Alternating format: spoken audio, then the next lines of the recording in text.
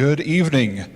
I know some are still making their way over from the parking lot and into the facility, and we want to first begin by thanking Truett for hosting tonight's debate. So let's give a hand for Truett.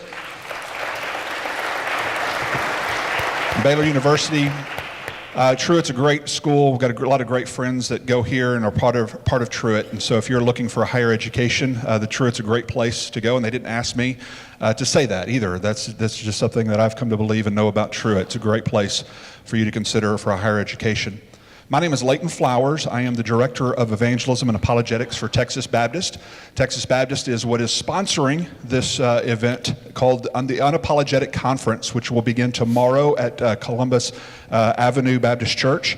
And there at Columbus, you will be hearing more from obviously a theistic Christian perspective about why we believe what we believe and learning how to defend and to explain why we believe what we believe. But here tonight, you're going to actually see it unfold firsthand, live in a debate between a Christian and an atheist. And though we are having a debate, and sometimes when people hear debate, they think, oh, well, that means people are going to be really mean and angry and ugly with each other. You will not be witnessing that, because I know both of the two gentlemen sitting on this stage, and neither one of those gentlemen are going to be that way. They are both very firm in their convictions, and they believe what they believe very strongly, but they also know how to speak about what they believe without being overly contentious. In other words, they can disagree without being overly disagreeable. I think it was Aristotle who says it is the mark of an educated mind to be able to entertain a thought without necessarily accepting it. And what we're doing today is a part of education. It is learning to understand other people's perspectives, learning how to make sound, reasoned arguments against those perspectives, and we're going to see that played out live. Before we get started, I have a few just announcements and things that I want you to be aware of.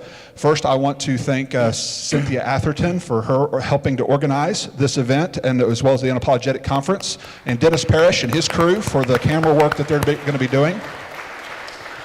Also, the newest one on our staff, our new lead apologist, Eric Hernandez, is right here on the front row. Stand up, Eric, and do y'all recognize him? Oh, no booing, no booing. Eric and Matt have had debates before on other topics, and so they have a history together. And that actually, you're a perfect introduction for what I was going to say next. As audience participants tonight, we're going to ask that you not boo or applaud during the course of the event.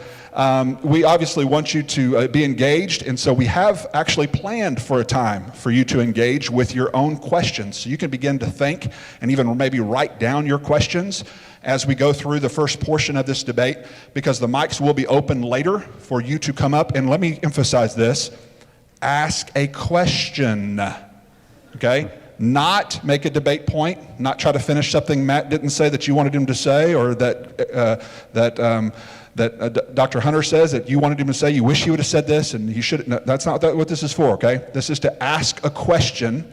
So about under 30 seconds, and we'll have people monitoring your microphone there. So under 30 seconds, just voice a question, and there's not going to be follow-up. So you're just going to ask the question and then move on. Now, if you'd like to get back to the back of the line again and ask another question, that's your prerogative, but it's just the one question, and then allow our presenters to answer that question. We want you, as audience participants, to learn from this discussion. We're not having a debate in order to spread dissension or to say, hey, this is a way to divide or a way to have trouble within the church or the body. A lot of times people put down having debates. And I think this is actually one of the best teaching tools that are available to our students. Because if a person's able to engage with a cordial and rational debate and arguments over key issues, that is one of the best ways for you to become educated about what another person believes. And I promise, as you go through this evening, if you objectively consider the presenters and what they're saying and how they're saying it, and listen to their arguments and learn, this can be one of the greatest education tools that you will have at any university. And so I hope that this evening is going to be beneficial for you as an education as well. The structure of tonight's debate will go like this. We will begin with openers, 20-minute openers from each of our presenters, and then we will have 10-minute rebuttals from each of our presenters. And then we will have 2 rounds of cross-examination where each presenter will lead in a cross-examination of the other, and I will be guiding each one of these sections as we go through them. And then finally, in closing, we'll have the audience question and answer time. And so that's how tonight's debate will be structured. And so, though you're going to be holding your applause for the rest of the evening, right now, let's get all of our applause in for our 2 presenters, Matt Dillahunty and Dr. Braxton Hunter. Oh, wait, I should give Nancy Pelosi. First up will be Dr. Hunter with his 20-minute opener.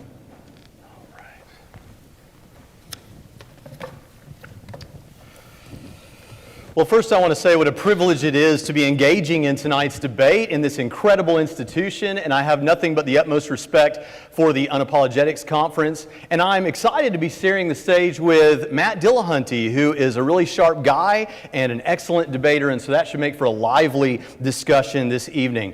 Now, I don't want to be too forthright in my predictions about what's going to happen on the stage tonight, but I will make this prediction. If there is a clear winner to tonight's debate, it will be a bald-headed, bearded man. Just saying. Now, I'm going to be defending the proposition that the Christian God does exist, and in order to do that, I'm going to be presenting 2 arguments for God's existence and a case for the resurrection of Jesus. If God exists and God raised Jesus from the dead, the Christian God exists, period, no matter what we want to say about anything else. I'll begin with a simple syllogism tonight. If you freely chose to come to tonight's debate, then God exists. You freely chose to come to tonight's debate. Therefore, God exists. Now, that's putting it a bit too simplistically. It's not really my syllogism. Let's just back up and get a little more complex, but hopefully not too much. If God does not exist, then libertarian freedom does not exist. 2, libertarian freedom does exist, therefore God exists. When philosophers talk about human freedom, they usually divide it into 2 general categories. On the one hand, we have determinism, which says that no free will exists, or at least not the way that you think it does. Kind of sad. On the other hand, you have libertarian freedom, which says free will exists. Yay! And I would wager that for most of you out there, the kind of freedom that you think you're talking about when you speak of your own freedom and your own free will every day is probably libertarian freedom, and it's certainly the position that I affirm. What libertarian freedom says is that you are the originator of your actions and your choices, or you have the ability to do other than whatever you ended up doing. Determinism, instead, says that what we call your decisions is merely the result of what amounts to an extremely long train of dominoes or something like that. Events in the history of the universe led to your existence, your life experiences, the formation of your neural structure, and the firings of neurons in your brain. But we call those your choices, but they literally could not have been otherwise. In other words, on determinism, you had to come to tonight's debate. There was really no other option. It couldn't have been otherwise. But here's the thing. If atheism is true, I suspect that that means determinism is true. And if atheism is true, then you have no free will. And as others have said, like my friend Eric Hernandez, the last thing you are is a free thinker. Some thinkers, however, posit what they think amounts to a middle option between these 2 extremes. Perhaps it's not as bad as determinism, hard determinism. Maybe it's what we could call compatibilism. And I'm sorry for these really big words here at the beginning of the night, but compatibilism basically says, look, you're free to do whatever it is that you want to do. And what more do you want than the freedom to do whatever you want? The problem is that on compatibilism, your wants and desires that drive your actions, those are also determined, and it's back just dominoes all the way back again. So ultimately what we're left with is still determinism, no free will, or libertarian freedom, free will. Now, the last I heard, Matt held the position that I described as compatibilism, which I say reduces to any other form of hard determinism. In a discussion with Lawrence Krauss and Sam Harris, Matt not too long ago said, quote, "We all agree there is no such thing as libertarian free will, the idea that I could have done differently." So while it seems intuitively obvious to you and I that when I do like this, I could have just as easily not done that or done this instead, ultimately, given the circumstances, that that was determined and it could not have been otherwise. Now, in summary, either you are free such that you could have done other than you end up doing, or you have no free will and all is determined like Matt's position requires. But if you believe that you have freedom of the will, then you should know that on naturalistic atheism, libertarian free will is just not an option, for the universe would merely be a natural system of cause and effect. If you have free will, God is the best explanation for that freedom. For if God exists, then the universe is not merely a natural system of cause and effect. God could grant us libertarian freedom. And deep down, I think that we all know that we have the freedom to do other than whatever we end up doing. You really could have chosen not to come to tonight's debate. But if you believe that, then libertarian freedom exists, and as I've argued, then God exists. Now, there are actually a couple of implications to this argument that should also be mentioned. First, if determinism is true, then we're left with what I would call moot morality. Now, what I mean by that is that whether someone ends up becoming a philanthropist and helps people, or ends up becoming a sex offender or some other kind of criminal, ultimately, whether that's good or bad, right or wrong, they ended up doing whatever they were determined to do. And they'd have a novel new approach if they stood in court to answer for their crimes. They could say, "It's not my fault, Judge. The universe made me do it." But if you all believe like I do, that we really could have chosen otherwise, and these people who engage in hate crimes or do whatever evil thing they do really didn't have to do that given their circumstances, they could have chosen not to do that and lived moral lives, then you're affirming libertarian freedom, and of course, as I've argued, along with that comes God. Secondly, if libertarian freedom does not exist, then it means that whatever we believe is merely what we were determined to believe. Now, this may stretch the mind and the brain and the head. But the fact is, it's not just your actions that are determined on determinism, but also your thoughts and your beliefs. So while you may think you have good reasons for believing that 2 + 2 = 4, that you're watching a debate right now, or that bald-headed bearded men are the most attractive kinds of men, those and all other beliefs were determined and could not have been otherwise. This means that you are not free to choose against those things which are irrational. That means that you can affirm determinism, you can affirm atheism, but you can't rationally affirm anything at all, including your determinism. As atheist philosopher John Searle says, quote, "Actions are rationally accessible if and only if the actions are free. The reason for the connection is this: rationality must be able to make a difference. Rationality is possible only where there is a genuine choice between various rational and irrational courses of action. If the act cannot be otherwise, then rationality can make no difference. It doesn't even come into play," end quote. Here's what this means for tonight's debate. If Matt is unsuccessful in overcoming this argument, then at least on the basis of tonight's debate, you have libertarian freedom and should believe in God, as I've argued. But get this, if he is successful in overcoming this argument, then on the basis of tonight's debate, determinism is true, and you can't rationally affirm anything at all, including that atheism is true, or that the Christian God doesn't exist. So let's just put it this way: you're darned if you do, darned if you don't. Secondly, God is the best explanation for the beginning of the universe. Here I'd like to present a case that begins with the Kalam Cosmological Argument. Now, for those who are familiar with these discussions, you might say, "Come on, Braxton, you're not going to bring the old Kalam argument, are you again?" You're darn right. I've got a personal philosophy for my life. If it ain't broke, don't fix it. And it ain't broke, folks. The argument may be stated like this: everything that begins to exist must have a cause for its existence. The universe began to exist. Therefore, the universe must have a cause for its existence. Now, when I say everything that begins to exist must have a cause, we have zero counter examples of this principle. 100% of the evidence backs this up. And when I say the universe began to exist, by universe, I mean all of nature, including multiverses, vacuums, or anything else. If the universe had no beginning, it has existed infinitely. And without even a beginning to start from, we could never have arrived at this particular moment that we're experiencing today, because if it exists infinitely in the past and you crossed half of infinity, you still have infinity to go, and we would have never arrived at this moment. If you want a simpler way of saying it, try jumping out of a hole without a bottom to it. Not too easy. I'll leave it to Matt to bring the challenges to the individual premises of this argument, but simply put, for those that have never heard it before, what I'm saying is that whatever begins to exist because of something else. And the universe is like that. Something or someone serves as the cause of the physical universe. But what is that cause? Well, the universe is made up of three things, generally speaking: time, space, and matter.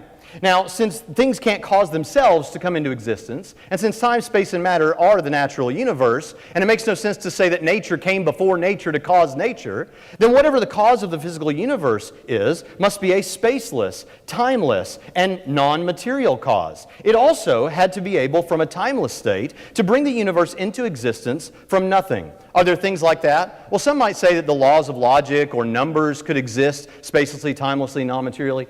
But the problem is they don't have what philosophers call causal powers. That is to say, they don't do anything. However, a mind without a body, a mind independent of a body, would serve as a fitting explanation and would also explain how the universe could be created from a state of nothingness which has no potentialities, no properties, no powers, and no possibilities. Thus, a spaceless, timeless, non-material, sufficiently powerful mind serves as the best explanation of the beginning of the universe.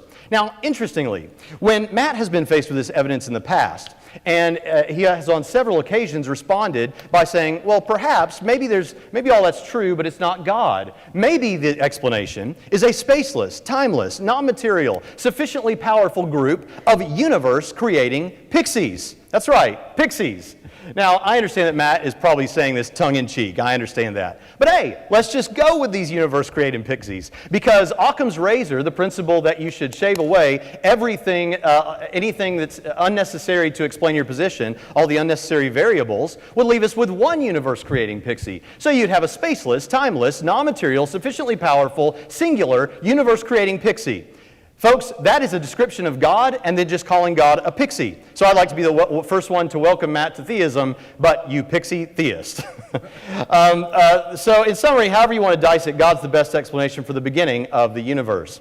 Third, I'd like to express that I think we can actually go further than the God of merely the philosopher's God. I think we can specify that this God is the God of Christian theism. If God raised Jesus from the dead, a small feat for a God who could create the universe from nothing, then Christian theism emerges. Can the case be made? I think so. Some reject the resurrection because it involves a miracle. For some, this means that it requires extraordinary evidence of the sort that overcomes the implausibility inherent to any such supernatural claim.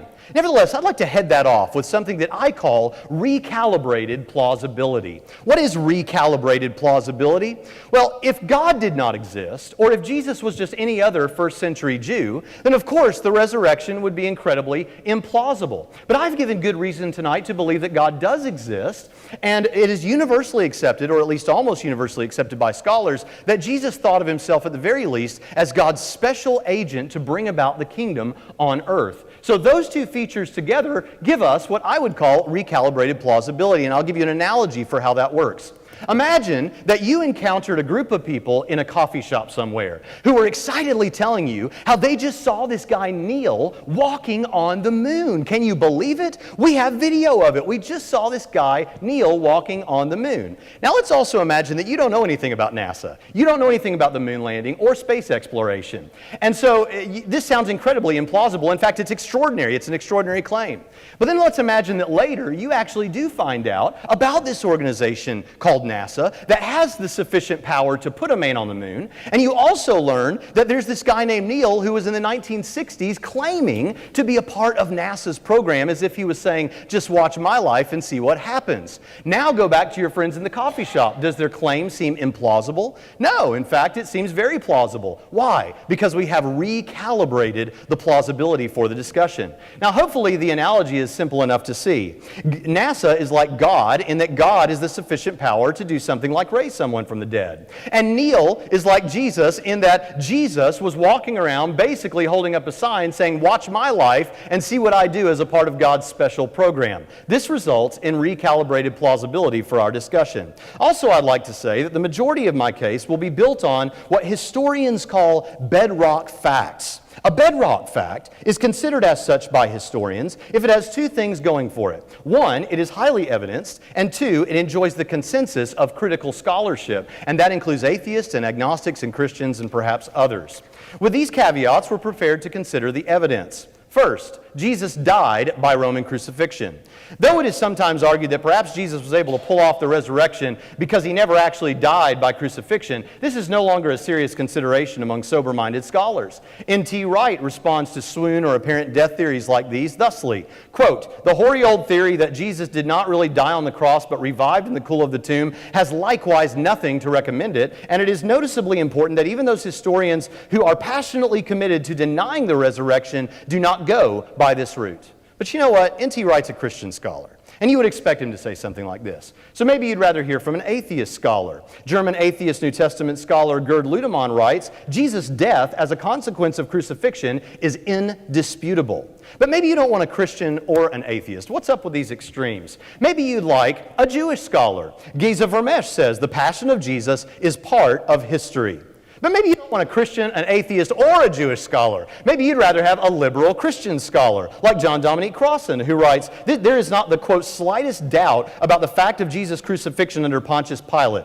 He says Jesus' crucifixion is, quote, as sure as anything historical can ever be," end quote. But maybe you don't want a Christian, an atheist, a Jew, or a liberal Christian scholar. Maybe you'd like a liberal Jewish scholar. Paula Fredrickson says, quote, "The single most solid fact about Jesus' life is his death. He was executed by the Roman prefect Pontius Pilate on or around Passover in the manner Rome reserved particularly for political insurrectionists, namely crucifixion," end quote. We have non-Christian reports that testify to the death of Jesus from others like the greatest historian of ancient Rome, Cornelius Tacitus. So one can maintain that Jesus perhaps never existed or that he never died on the cross, but one would be arguing that in the face of literally all the historical evidence to the contrary. 2, Jesus appeared after his death. This is evidenced by the early creedal nature of Paul's statements in 1 Corinthians 15, 3 through 8. For reasons that we can get into if necessary, this creed, though provided for us by Paul in the early to mid-50s AD, can be dated to perhaps less than 5 years after the events in question. It indicates that almost immediately after the events, early Christians were claiming that Jesus was dead, buried, and rose again. And now, some skeptical scholars actually grant that these people had such experiences. To quote Fredrickson again, she says, quote, "The disciples' conviction that they had seen the risen Christ, their permanent relocation to Jerusalem, their principled inclusion of Gentiles as Gentiles, all these are historical bedrock facts known past doubting about the earliest community after Jesus' death." Gary Habermas has been cataloging the positions of scholars who have written on this since 1975, and he comments, "As firmly as ever, most contemporary scholars agree that after Jesus' death, his early followers had experiences that they at least believed were appearances of their risen Lord." Now, the explanation for why these early believers actually thought Jesus had risen to appear to them is most often that they experienced mass hallucinations of the risen Jesus, even though mass hallucination is both highly controversial as well as an attempt to do group psychology on people from a different culture from 2,000 years ago when it's hard enough to do psychology on someone in America in the 21st century who's sitting in front of you. 3, the earliest disciples were committed to this belief such that they were willing to die for it. As many before me have said, liars make poor martyrs. It's one thing to die for something that's not true when you believe that it's true, such as the Muslim terrorists who flew the planes into the towers on September 11th, but it's an entirely different issue to die for something that's false when you know it's false, and this would have been the case about the earliest disciples of Jesus, since if it was made up, they were the ones who made it up. Now, one might say, this is a false dichotomy. Perhaps they weren't lying, but were mistaken because of visionary appearances of Jesus that weren't actually real. But this would, of course, loop us back to the previous consideration. The hallucinations or visions would have to be defended as a hypothesis. Fredrickson says, quote, "I know in their own terms that they saw the raised Jesus. That's what they say, and then all the historical evidence we have afterwards attests to their conviction that that's what they saw. I'm not saying that they really did see the raised Jesus. I wasn't there. I don't know what they saw. I'm just saying, let's see, where is it? I wasn't there. I don't know what they saw, but I do know that as a historian that they must have seen something. 4, scholars testified to these facts. Here I simply mean to reaffirm that scholars agree Jesus lived, died by Roman crucifixion, that others believed they had witnessed him alive after the fact, and that those others were willing to die for that claim. Thus, were it not for the fact that many would disregard the resurrection on the basis of its nature as a miracle, it would easily serve as the best historical hypothesis. However, since what I've termed recalibrated plausibility I think accounts for that, I think we're now free to make our conclusion. And so the best explanation is the resurrection resurrection, and the most appropriate, that God raised Jesus from the dead, and the most appropriate response is repentance unto salvation. Repentance, by the way, means to turn from your life without Jesus to a life with Jesus. It means to turn from your sin, and that doesn't mean you're a bad person in my eyes or from a human perspective, but we're all sinners. And so to turn from that life without Jesus to a life with Jesus. Now, Matt is an outstanding speaker. He has quick wit, he's sharp on his feet, and he has a fantastic beard, as we all can see. And all of these things can be very persuasive. And he's a really smart guy, and he really does try to investigate the facts and deal with what's being presented. And I appreciate that about him. But I think he would agree with me tonight that we shouldn't be moved merely by rhetoric. We shouldn't be moved merely by cliches or jokes that I might bring or that he might bring. We need to be moved by the facts, because cliches and quips don't change the facts. In order to defend his position as the more appropriate and or rational position, Matt will have to overcome these lines of evidence. Until he does this, I'd like to invite you all to freely embrace Christian theism. Thank you.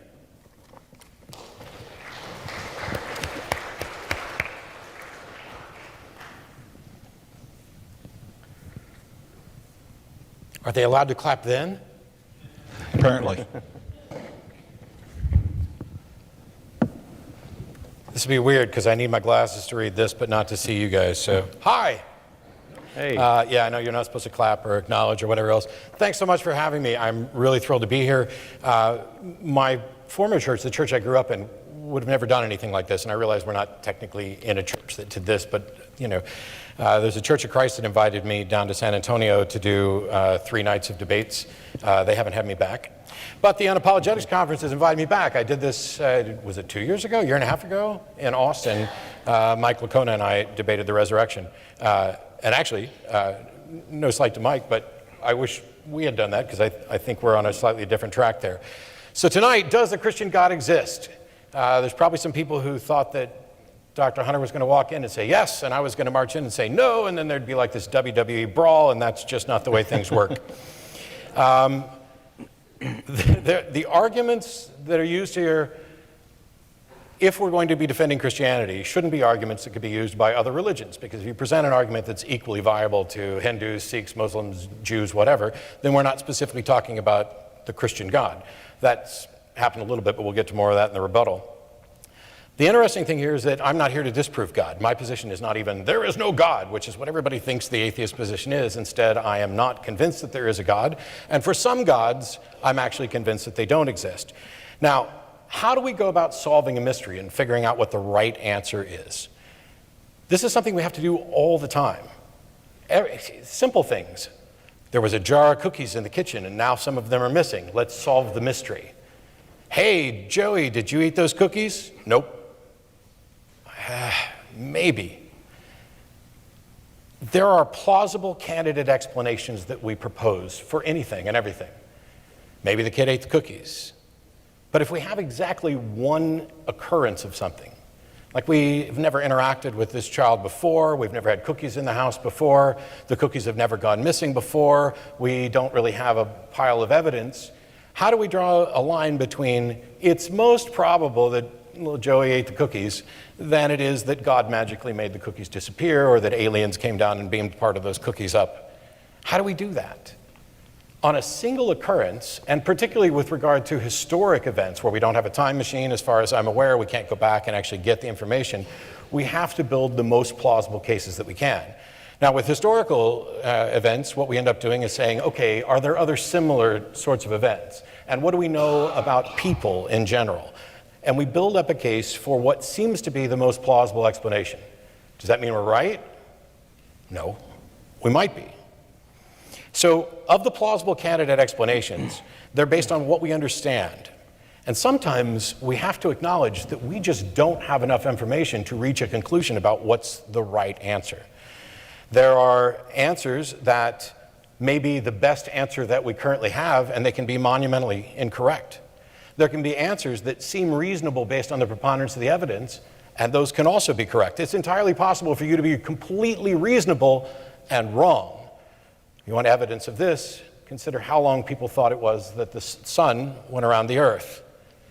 It was a most reasonable conclusion. All of the available evidence pointed to it. It's a completely natural thing. It feels right. It looks right. It adequately describes what's going on, and yet it is fundamentally wrong. And it's completely counterintuitive to think that we're on a spinning ball that's spinning around, and that's what makes it look like the sun goes around us. It took a long time to sort through all the details that led us to what we now understand to be the most correct answer. And that's another thing about scientific findings. They're not making proclamations about truth. They are coming up with models that are the most consistent at making predictions based on what we know about what's likely to occur. So maybe little Joey didn't eat the cookies, maybe he did. But if we have a history, if we have a trend where we know that Joey really likes cookies, we've caught him doing it before, we know that Joey is a little liar that we've given birth to. Did you brush your teeth, Joey? Yes. Well, let's go check then. I remember as a kid, I wish I hadn't done this, but it's a true story. I didn't like to brush my teeth. And so my mom would be like, well, let's go check. And she'd go in the bathroom, and then she'd feel the toothbrush to see if it was wet. And I kid you not, in order to get around that, I would go in and wet the toothbrush and put it back in there. I just didn't want to brush my teeth. And she'd go in and check. Yep, toothbrush is red. Thank you for brushing your teeth. You're so good, honey. I tricked her. And that was the game for me. Later on, I brushed my teeth because I saw what it looked like when you stopped brushing your teeth. So I had good reasons to do that. When we go for the best explanation, there are explanations that are sufficient to serve as an explanation or serve as a causal thing. The God proposition is like a panacea. I can't think of too many possible questions that couldn't be answered by God did it. It's indistinguishable from magic. It's the reason why I use the universe creating pixies on occasion as an alternative. So how can we look around the world and figure out whether or not religions or a particular religion are plausible? Well, we can look at what we know. Now, we don't know everything about the history and origin of religions, but we do know that ancient people worshipped stones, and then they worshipped spirits, and then they worshipped spirits in the sky, and then they worshipped or respected or admired or revered a single spirit in the sky. And then after that, we started listening to the people who claimed to be speaking for these spirits in the sky. And then it gradually progressed into the point where now we're listening to the people who are giving us their interpretation of a translation of a translation of a copy of a translation of what somebody said that somebody in the sky wanted you to know. And I understand I shouldn't be glib within the sky. And as a side note, if I offend anybody tonight, that's obviously not my intent. I'm here because I want you to understand that I was a Southern Baptist for more than 25 years. We went through that last time when people from my old church came down to the debate. I just want you to understand why people don't accept it. And I think that it'll be intuitively obvious in some regard. And that's because we know people lie, we know people are mistaken. We know that eyeglasses are a relatively new invention and that people didn't always see very well. I'm reminded of this every time I look down and realize I forgot to put mine back on.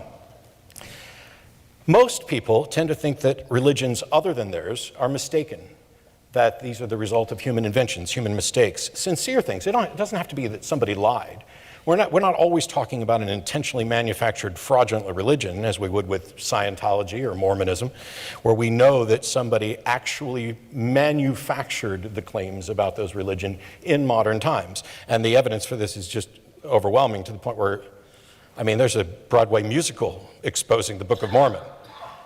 But we don't tend to think about that about our religion. I took a comparative religions course my freshman year of high school, and I remember sitting there going, gosh, all these other religions are so weird, and not mine.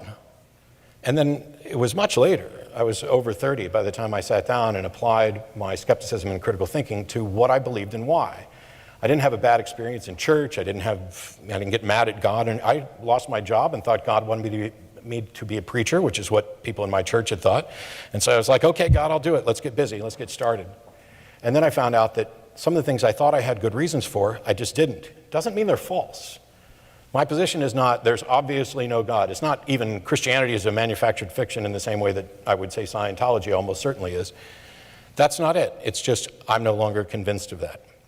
So we need something, some methodology, which when consistently applied, manages to confirm one hypothesis and not others. If you have a method that leads you to multiple different competing conclusions, your method is flawed.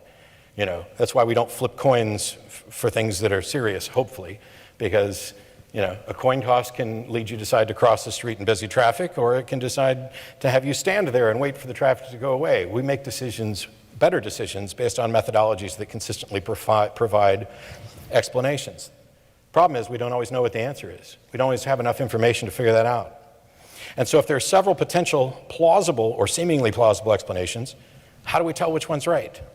Now, for Christianity in particular, since the subject tonight is, does the Christian God exist? I have two lines of argument that are not going to disprove God at all. But they are really difficult things to overcome if you're convinced that it is true. And the first one is a notion that's been called the argument from Divine Hiddenness. Essentially, as we look around the world, if there is, give me any God model, it could be the Christian God model, it could be a Hindu God model, whatever, define what its characteristics are, what its goals are, how it interacts with people, what it wants. And now you can make predictions about what sorts of things you would see in reality. And if we don't see those things, it's not confirmation that that God doesn't exist. It could be that we're wrong about the nature of that God or what it wants. But if you don't see those things, that's a fairly strong disconfirming issue. It's like if somebody says, oh, I've got a dead body in the trunk of my car, and I go out and I look and I don't find a body and I don't find blood and I don't find hair and the trunk looks pristine, it doesn't look like there's ever been anything in there. I can't prove that they didn't have a body in their trunk, but there's strong evidence against the proposition. Now, as a skeptic, as somebody who advocates for scientific models, all of my positions are tentative. I'm not absolutely certain about anything. As a matter of fact, I don't think you can be absolutely certain about anything, which I'm sure will come up shortly. But my position is I should be able to find and be consistently reasonable. And if in fact there were a God who cared about clarity and reason, who, as I believed when I was a Southern Baptist, and as people have told me, they believe this God wants us to know that he exists. He wants us to know what his purpose is for our life. He wants us to be aware. He wants us to be able to fulfill our obligation under 1 Peter 3:15 to give the reason for the faith that's within us, and to do so with gentleness and respect, which I used to say kindness, and I got that wrong. But I'll try and stick with gentleness, respect, and kindness. If that's the kind of God that exists, then there are certain things that we would expect to see. And it leads to the second similar line of argument, which is the problem of inconsistent revelations. Now, these two together talk about essentially the reasonableness of non-belief, that an honest actor, and I cannot convince anybody here. There are people almost certainly who will leave here as they have from any interaction I've had with Christians in my life since identifying as atheist. They will leave and they will think, well, Matt's just been given over to a reprobate mind. He's unreasonable. He won't accept evidence. He's just not bright enough, or he's hardened his heart, or you can come up with any excuses you would like to. But the fact of the matter is, I am being honest when I say that I sincerely am not convinced that there's a God, and in many cases I'm convinced that there's not. I can't prove it to you any more than I can prove to you there's no God. Because if a proposition is unfalsifiable, that means there's no way to show that it's false. And most of the God propositions are, as far as I can tell, unfalsifiable. And while we're talking about what's in somebody else's head, I think that might be unfalsifiable as well. We can get an idea about what's truly in somebody's head by how they act. The problem is that you can't be extremely confident about any of this unless you know the person and know their motivations, and you can't really do that without getting in their head. This problem of inconsistent revelation is one that I've described really kind of straightforward and simply. And that is, the First Baptist Church can tell you what's wrong with the Second Baptist Church, and they can tell you what's wrong with the Methodist Church, and they can tell you what's wrong with the Presbyterian Church, and they can tell you what's wrong with the Catholic Church. And then a good chunk of the Christian community can tell you what's wrong with the Jewish tradition, and they can tell you what's wrong with Islam, and they can tell you what's wrong with Hinduism. All I'm doing is agreeing with all of them. That's what I'm doing. It's not even, I appreciate the kind of laugh, but this is what we do. It's, I recognize all these faults, but I don't necessarily recognize them within my own. And the only thing that changed about me was recognizing that my skepticism applied to my own religious beliefs as well. And that if there was a God, the God that I believed in, if it was true and real, that there were certain things I would expect to see, and that as a sincere believer on my knees trying to do what God wanted me to do, when I reached out for help, I would get something other than silence and crickets, which is what happened. And people will say, well, God will reveal to himself to you if you just do it the right way. And I put it in that phrasing because I've heard different ways of potentially doing it. And when it doesn't happen, they'll say, well, you weren't sincere. Your heart's been hardened. God won't reveal himself to you. He'll do it in his time. He'll do it when you're ready, when you're contrite, when you are repetitive. How do you know that I wasn't? I find people who have lost their car keys and God helps them out, evidently. I find people who never put any serious effort into understanding and studying either the history of religion, the tradition, the doctrines, which church doctrine is based on which, none of that. They're just like, I'm ready, God, and evidently God reveals himself to them. Now that's cool for them. But when people tell me, oh, well, you just did it wrong, you try, all that tells me is how convinced you are that you are correct. It doesn't tell me how correct you are or that you have reason to think you're correct. Imagine that you came up to me and said, hey, I just did this nice thing for you. And I said, I don't believe you. Am I saying that you're lying? No, I'm just saying I'm not convinced. But what if I looked at you and said, you're a liar? You didn't do that. And you know for a fact that you're not lying. How convincing am I ever going to be? If there's any cautionary tale about how to engage with atheists or with skeptics and others who are sincerely portraying that they don't believe, the worst thing you can ever do is say, oh, you really believe. Worse than that, you know there's a God, you're just in denial. Because they don't know. No matter how convinced you are that's the case, and I know that this is probably the most difficult thing I could ever convince somebody of, they're almost certainly being sincere. And it's a horrible mistake for you to challenge somebody's sincerity, because at that point, all you're doing is talking about how you cannot be wrong, and it has nothing to do with whether or not they are in fact non-believers and reasonable. I've heard the various excuses, and to me, and this may seem glib or insincere, it's kind of like I've got a girlfriend, but she goes to another school, so you don't know her. Oh, and I'd let you call her and investigate, but you're kind of mean, and you weren't nice to me about this, and even if I let you call her and talk to her, you wouldn't believe her anyway. These are the same excuses that I get when I say, you know what, I was on my knees for a sincerely sincere long period of time and got nothing. And people would ask me, what would it take to convince you that a God exists? And in particular, what would it take to convince you the Christian God exists? And for a while, I gave the sort of glib answers that other people did. You know, if there was writing in the sky that said, I am the Lord thy God, and everybody could read it irrespective of what languages they understood, or even if they were illiterate, that'd be pretty powerful. But it wouldn't confirm a God, because I don't have a way to distinguish, as Arthur C. Clarke pointed out, the difference between a God and a significantly advanced intelligence.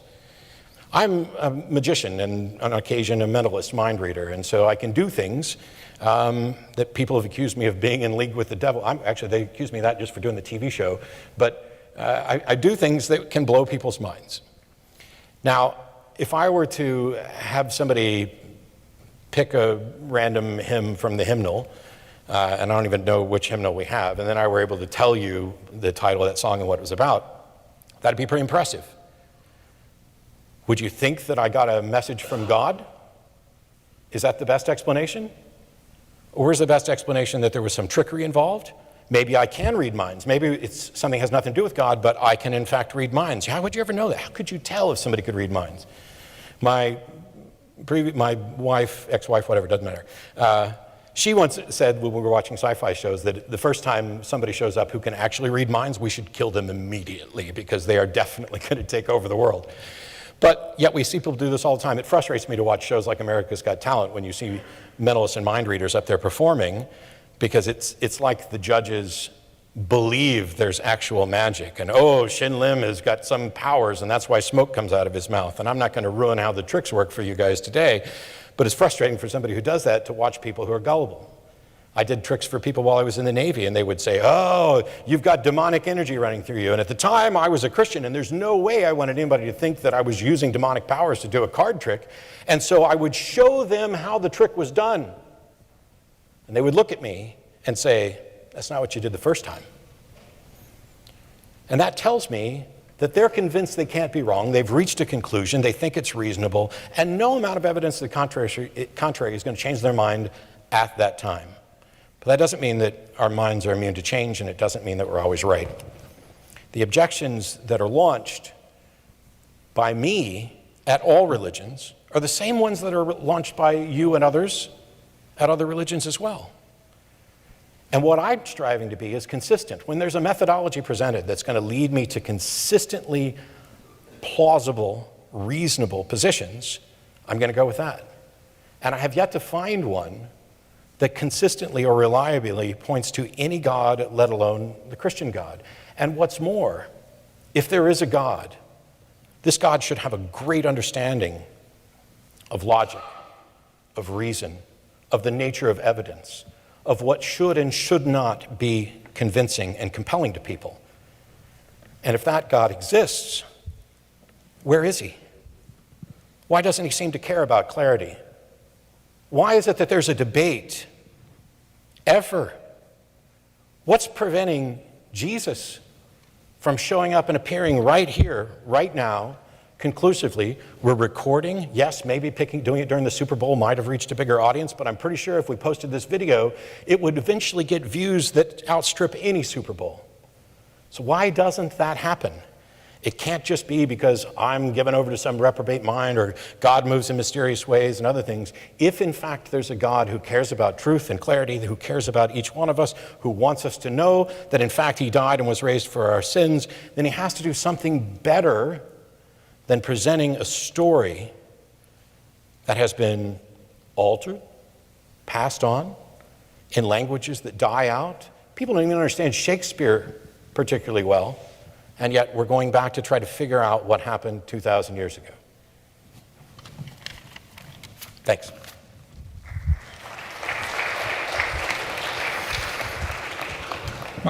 Now each presenter will give a 10-minute rebuttal. Dr. Hunter will be first.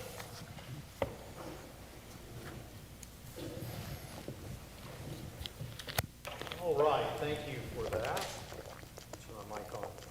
Thank you for that, Matt. And I like the cordiality in the debate. And so as you asked that if anything is offensive to anyone here, that they would just overlook that and know that's not your intent, I hope that you know that about anything that I say about the positions as well. Much of what Matt said is personal testimony, things that have happened to him. And of course, that's none of my business, and I won't be responding to those things.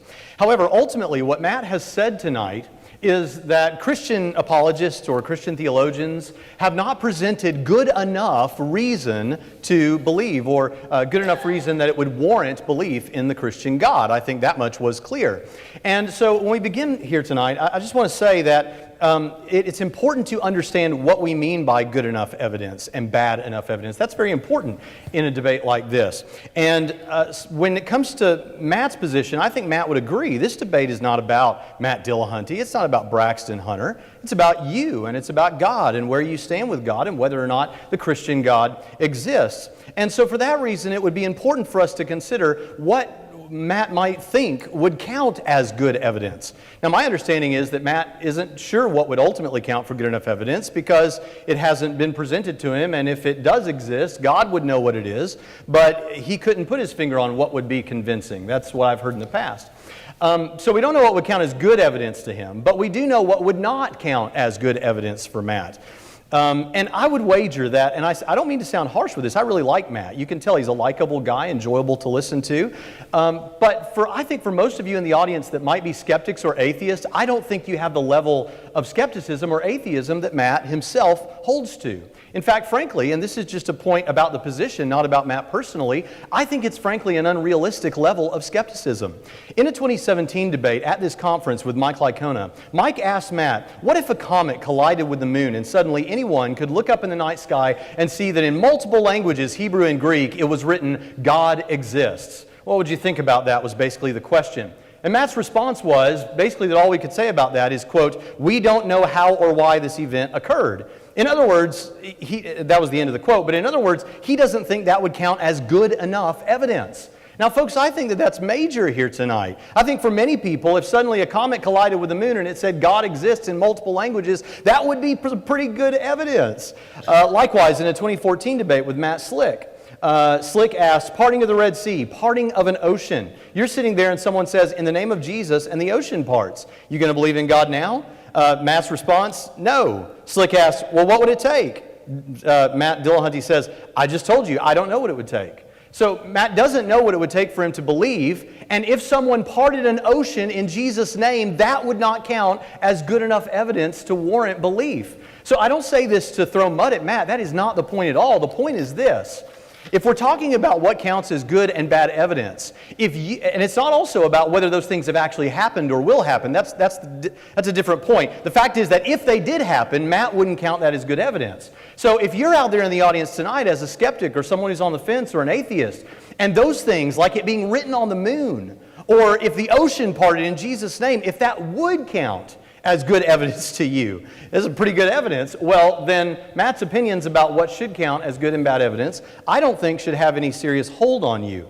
Now let's talk about what else he said in his discussion here. He said, when you're going to bring a case for the Christian God's existence or something like that, then you shouldn't be bringing arguments that can be used by other religions. Now, he didn't actually spell this out, but he and I kind of think about the same sorts of things, and I think I know where he's going with this, and if I'm wrong, he can correct me later. But my first two arguments were arguments merely that God exists. The resurrection case was brought to demonstrate that what we're talking about here is the Christian God. You'll recall that I argued if God exists and God raised Jesus from the dead, then the Christian God exists, period. That's all there is to it. So the first two arguments that I brought were simple theistic arguments that could be brought by someone from another religion as long as it's a monotheistic religion, and perhaps maybe you could apply it in other cases.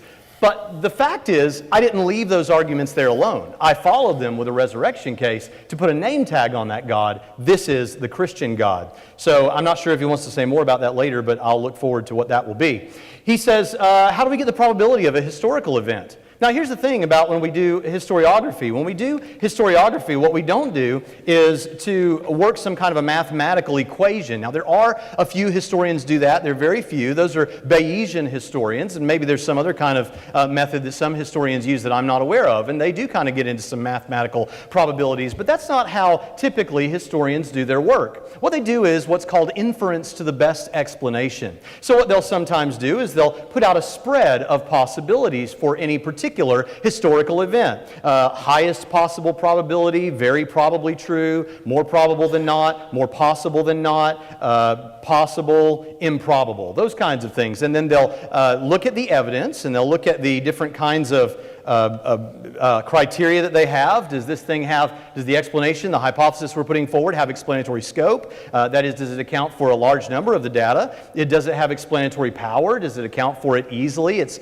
not kind of like trying to force a puzzle piece where it doesn't go. It should slide in there nicely. Does it have plausibility? That means, is it more likely to be true than false? Is it less ad hoc? Now, you may have to say some things that you don't really know. We just have to assume certain things. Kind of like if you have a triangle and there's a little spot of the triangle that's missing. You have to assume that that's making the shape of a triangle. Sometimes you have to do that with historical analysis, but you want something that's less ad hoc, that doesn't posit a lot of stuff that you don't really have good reason to believe or evidence for to make sense of it. And it's nice if it has illumination, that the things that we learned about this actually could illuminate what we think in other areas of history. And so when it comes to historical argumentation and historical investigations, that we don't work with mathematical probability all the time like that. We're looking, and I'm not a historian, but we're looking for plausibility, what is more likely the case than not, using inference to the best explanation. Now we get to the meat of what Matt was really trying to say, and he was arguing from divine hiddenness. Why isn't God more obvious? Now, I want to pause and just say I understand that there is an emotional aspect of that. Now, he didn't bring an emotional argument, but it is emotionally powerful when someone is going through some sort of sickness or terminal illness, or they're going through a broken marriage or something like that. It can be very difficult. Why isn't God more evident in my life at this moment? And I can't handle that emotional problem of divine hiddenness, but I think we can do something about the intellectual problem of divine hiddenness. This will sound audacious to my friends here who are not believers, but I don't find God to be all that hidden. We have incredible reasons to believe that God exists. We have incredible arguments and evidences from almost every area of investigation. We have inferences from history and science. We have philosophical arguments. We have arguments from, I don't use these, but we could argue from personal experience. Now, he's right. Your personal experience of God isn't really evidential for him, but just to put a little gravy on top of this thing tonight, how many of you are convinced you had an experience with God and it would be very difficult to convince you that you haven't? Would you raise your hands? We have all of these kinds of arguments. Many of them I'm not even bringing tonight.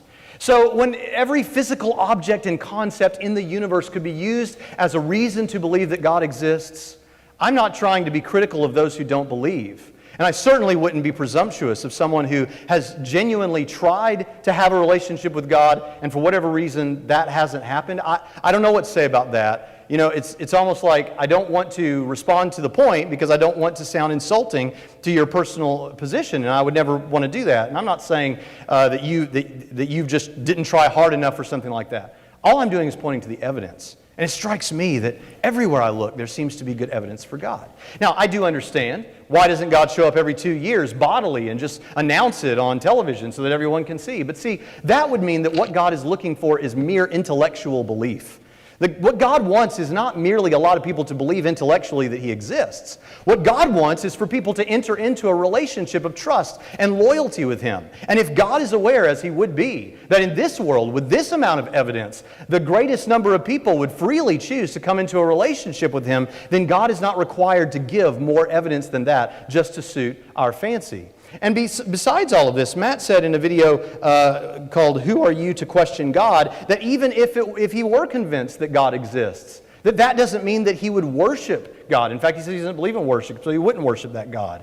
Now, folks, that means that this whole thing of divine hiddenness, while I admit that it can be persuasive sometimes, rings hollow in tonight's debate. He talked about inconsistent revelation, so I'll be quick about this because I don't have a lot of time. The fact is that one thing that all Christians everywhere who are Orthodox Christians have always believed is that God exists and God raised Jesus from the dead. So I don't know about the folks at 1st, 2nd, or 3rd Baptist here in town. I don't know what they think on the 1st or 2nd pew of that church about the other folks in the other churches, but I'll guarantee you if they're Orthodox Christians, they all believe God exists and God raised Jesus from the dead. I'd like to say more about this thing about 2,000 years ago. How do we consider those people? But I'll just say this. It's almost like some people tend to think that history is like Bird Box. You've got to wear your something over your face and don't look because you might catch Christianity. I'm not Sandra Bullock, and this isn't Bird Box.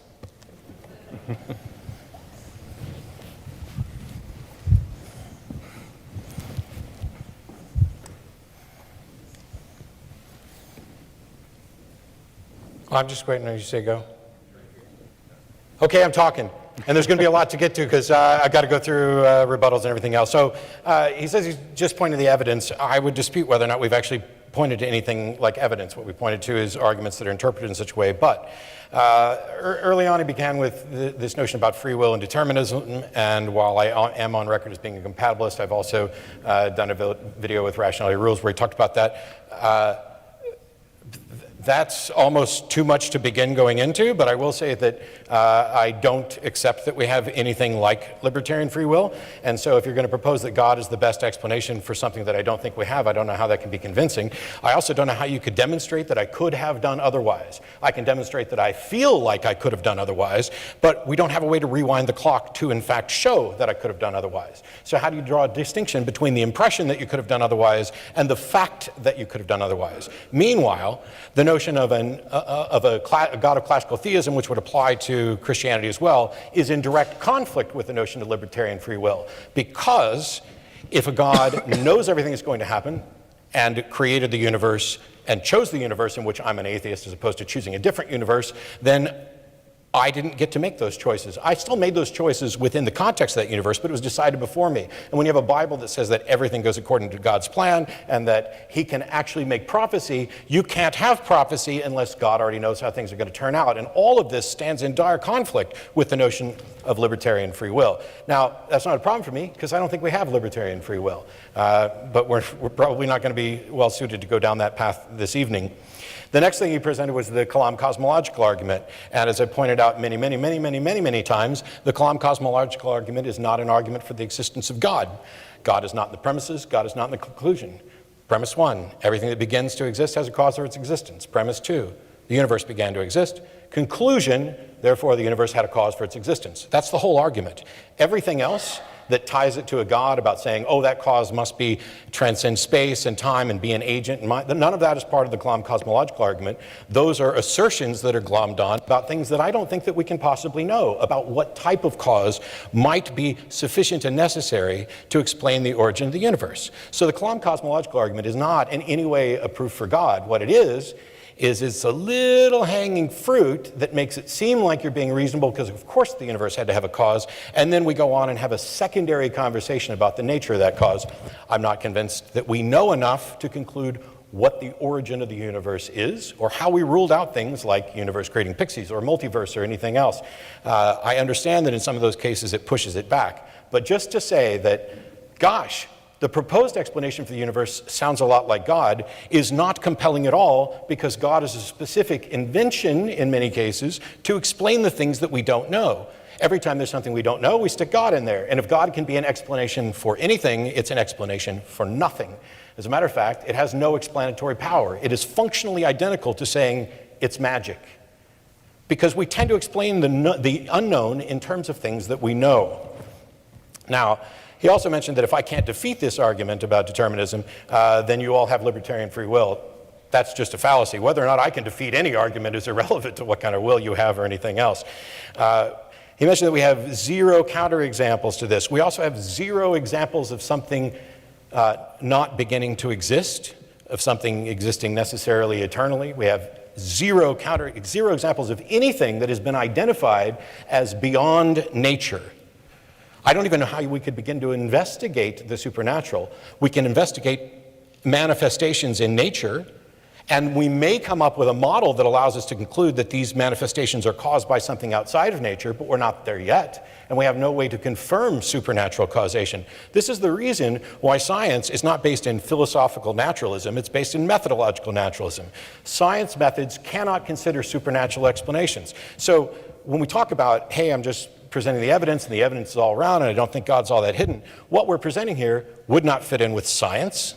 By the way, it also would not fit in a courtroom, because we no longer allow spectral evidence in a courtroom. These are places where we learn how to live our lives and come up with new inventions. Courtrooms are places where we decide life and death decisions, and that should be good enough. I would think that if God can't stand up in a court of law or under the scrutiny of scientific rigor and critical thinking to where there's actual evidence for it, then certainly we would have to admit that we are using some alternate way of knowing that is necessarily on weaker footing than science in courtrooms.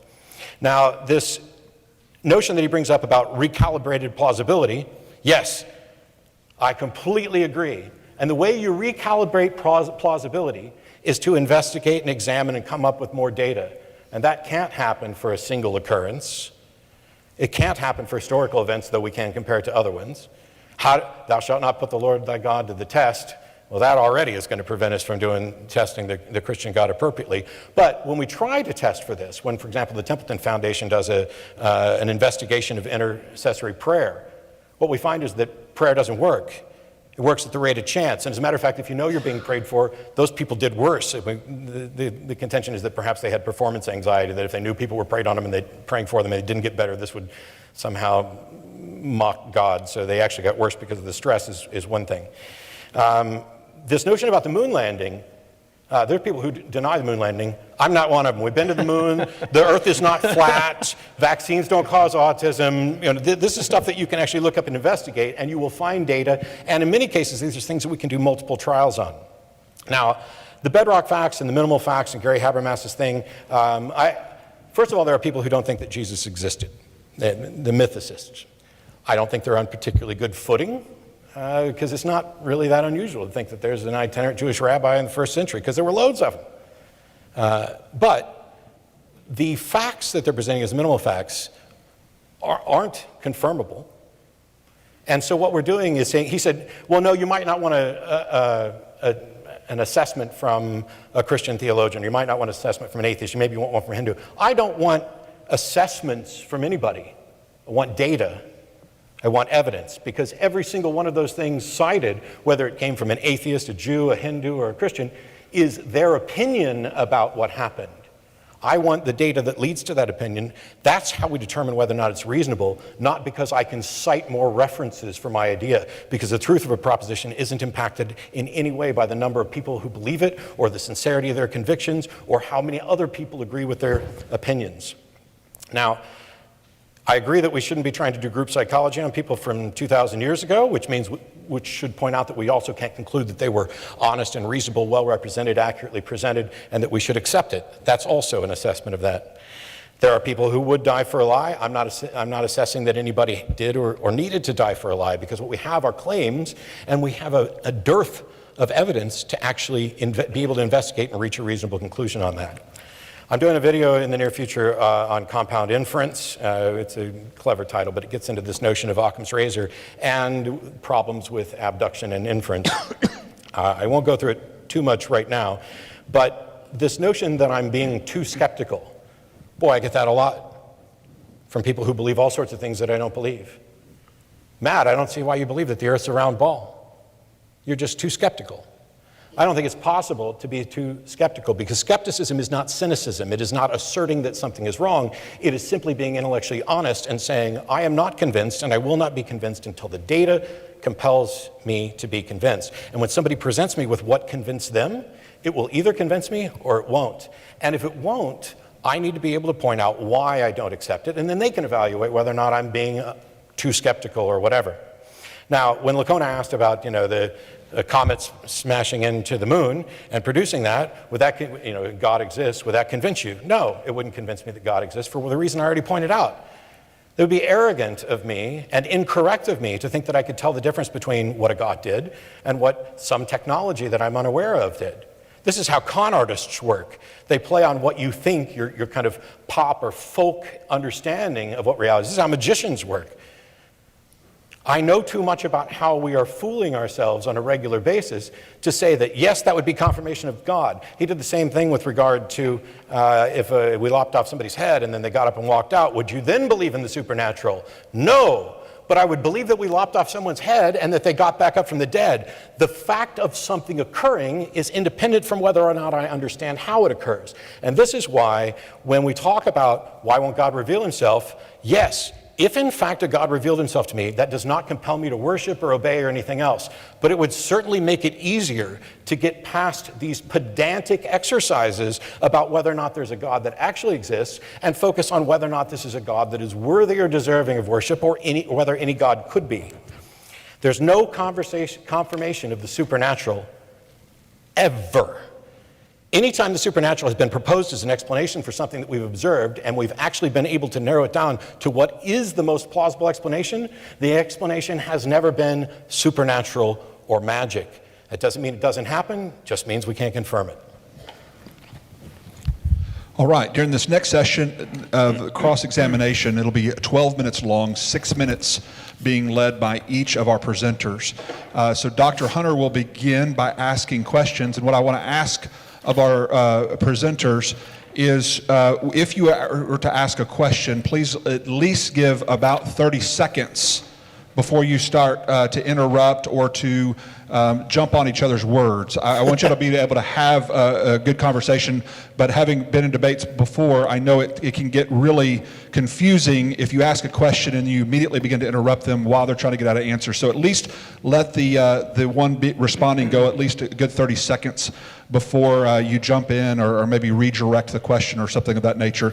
And I'm going to give them as much freedom as I can, but at the same time, if I need to jump in to make sure that the audience is understanding and that there's clarity, I'll do that. And so there's 6 minutes on the clock, and Dr. Hunter, you will lead in the first 6 minutes. All right, so Matt, I think you've already answered this, but I'd just like to get it clearly out there. Is it possible, on your view, to have absolute certainty about anything, including your own existence? I have no idea if it's possible. I do not think that it is possible.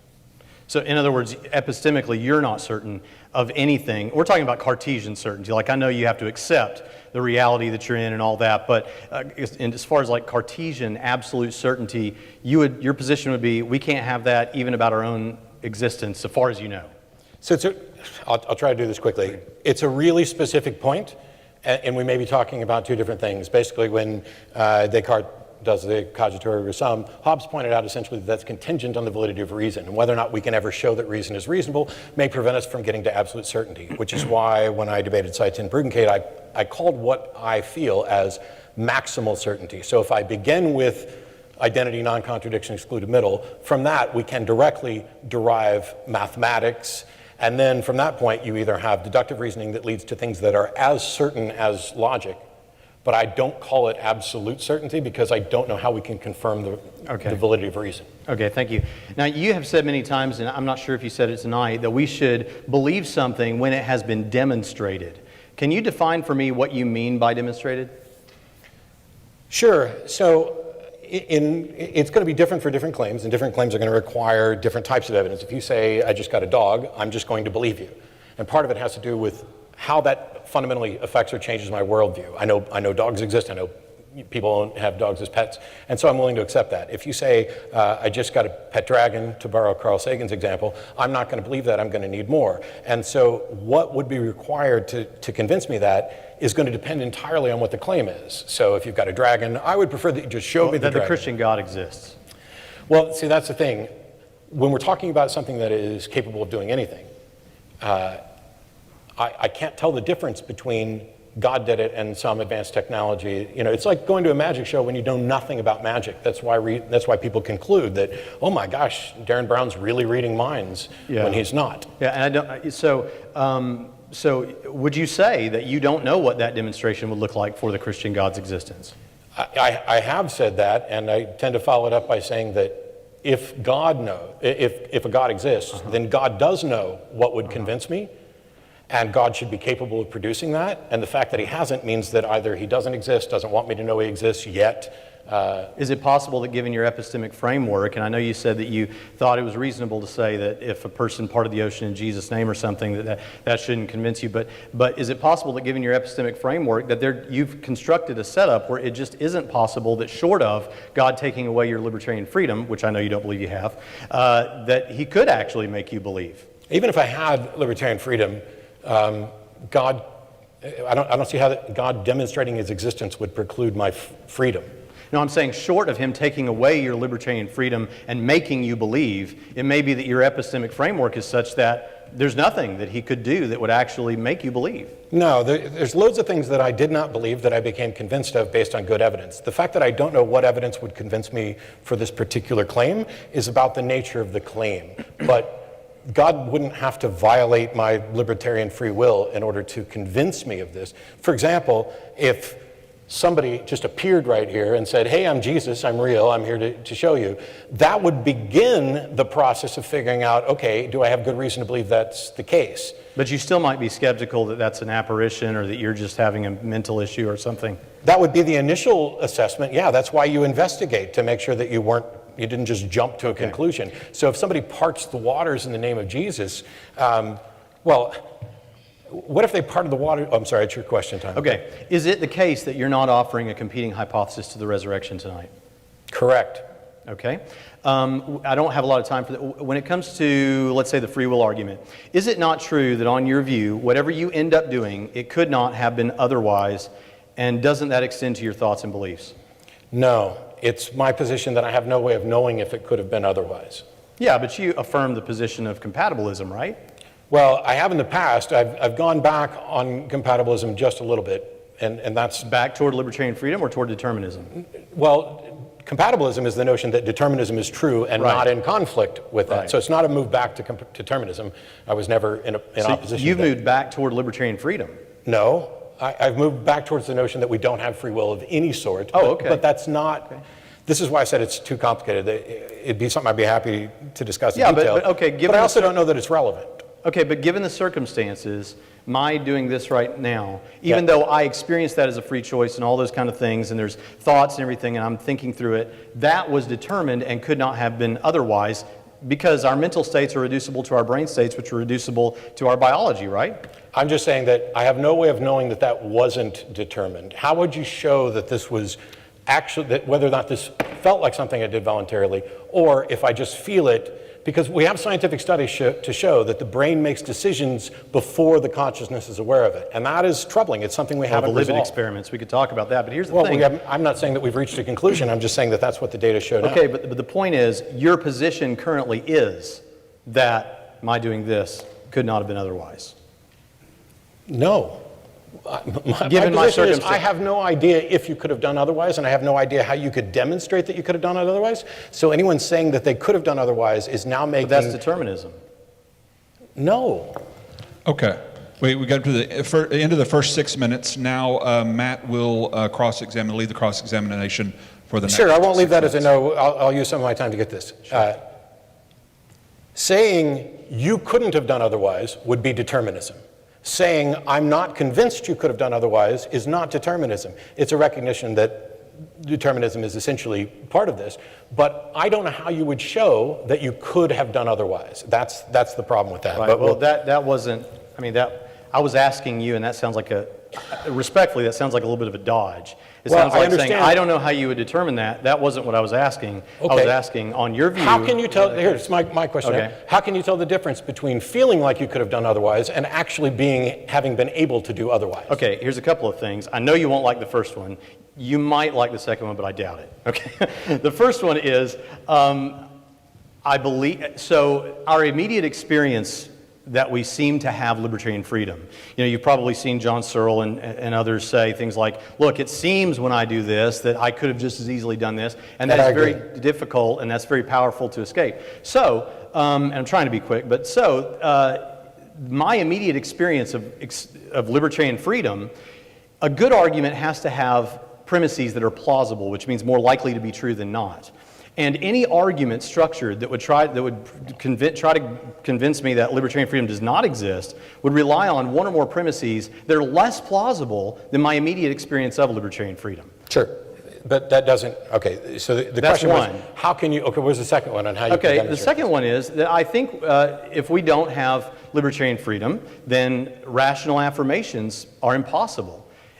And there's a third one, too. You want me to go ahead and say it or wait? No, because I'll deal with this one, and we've got other questions, and I don't want to spend all night on free will. Okay. But this was something I wanted to address in the rebuttal as well, and that's the notion that a calculator can reach a right answer irrespective of whether or not it has any free will. So saying that we couldn't have reasonable positions without free will just seems to me an assertion that doesn't have a justification.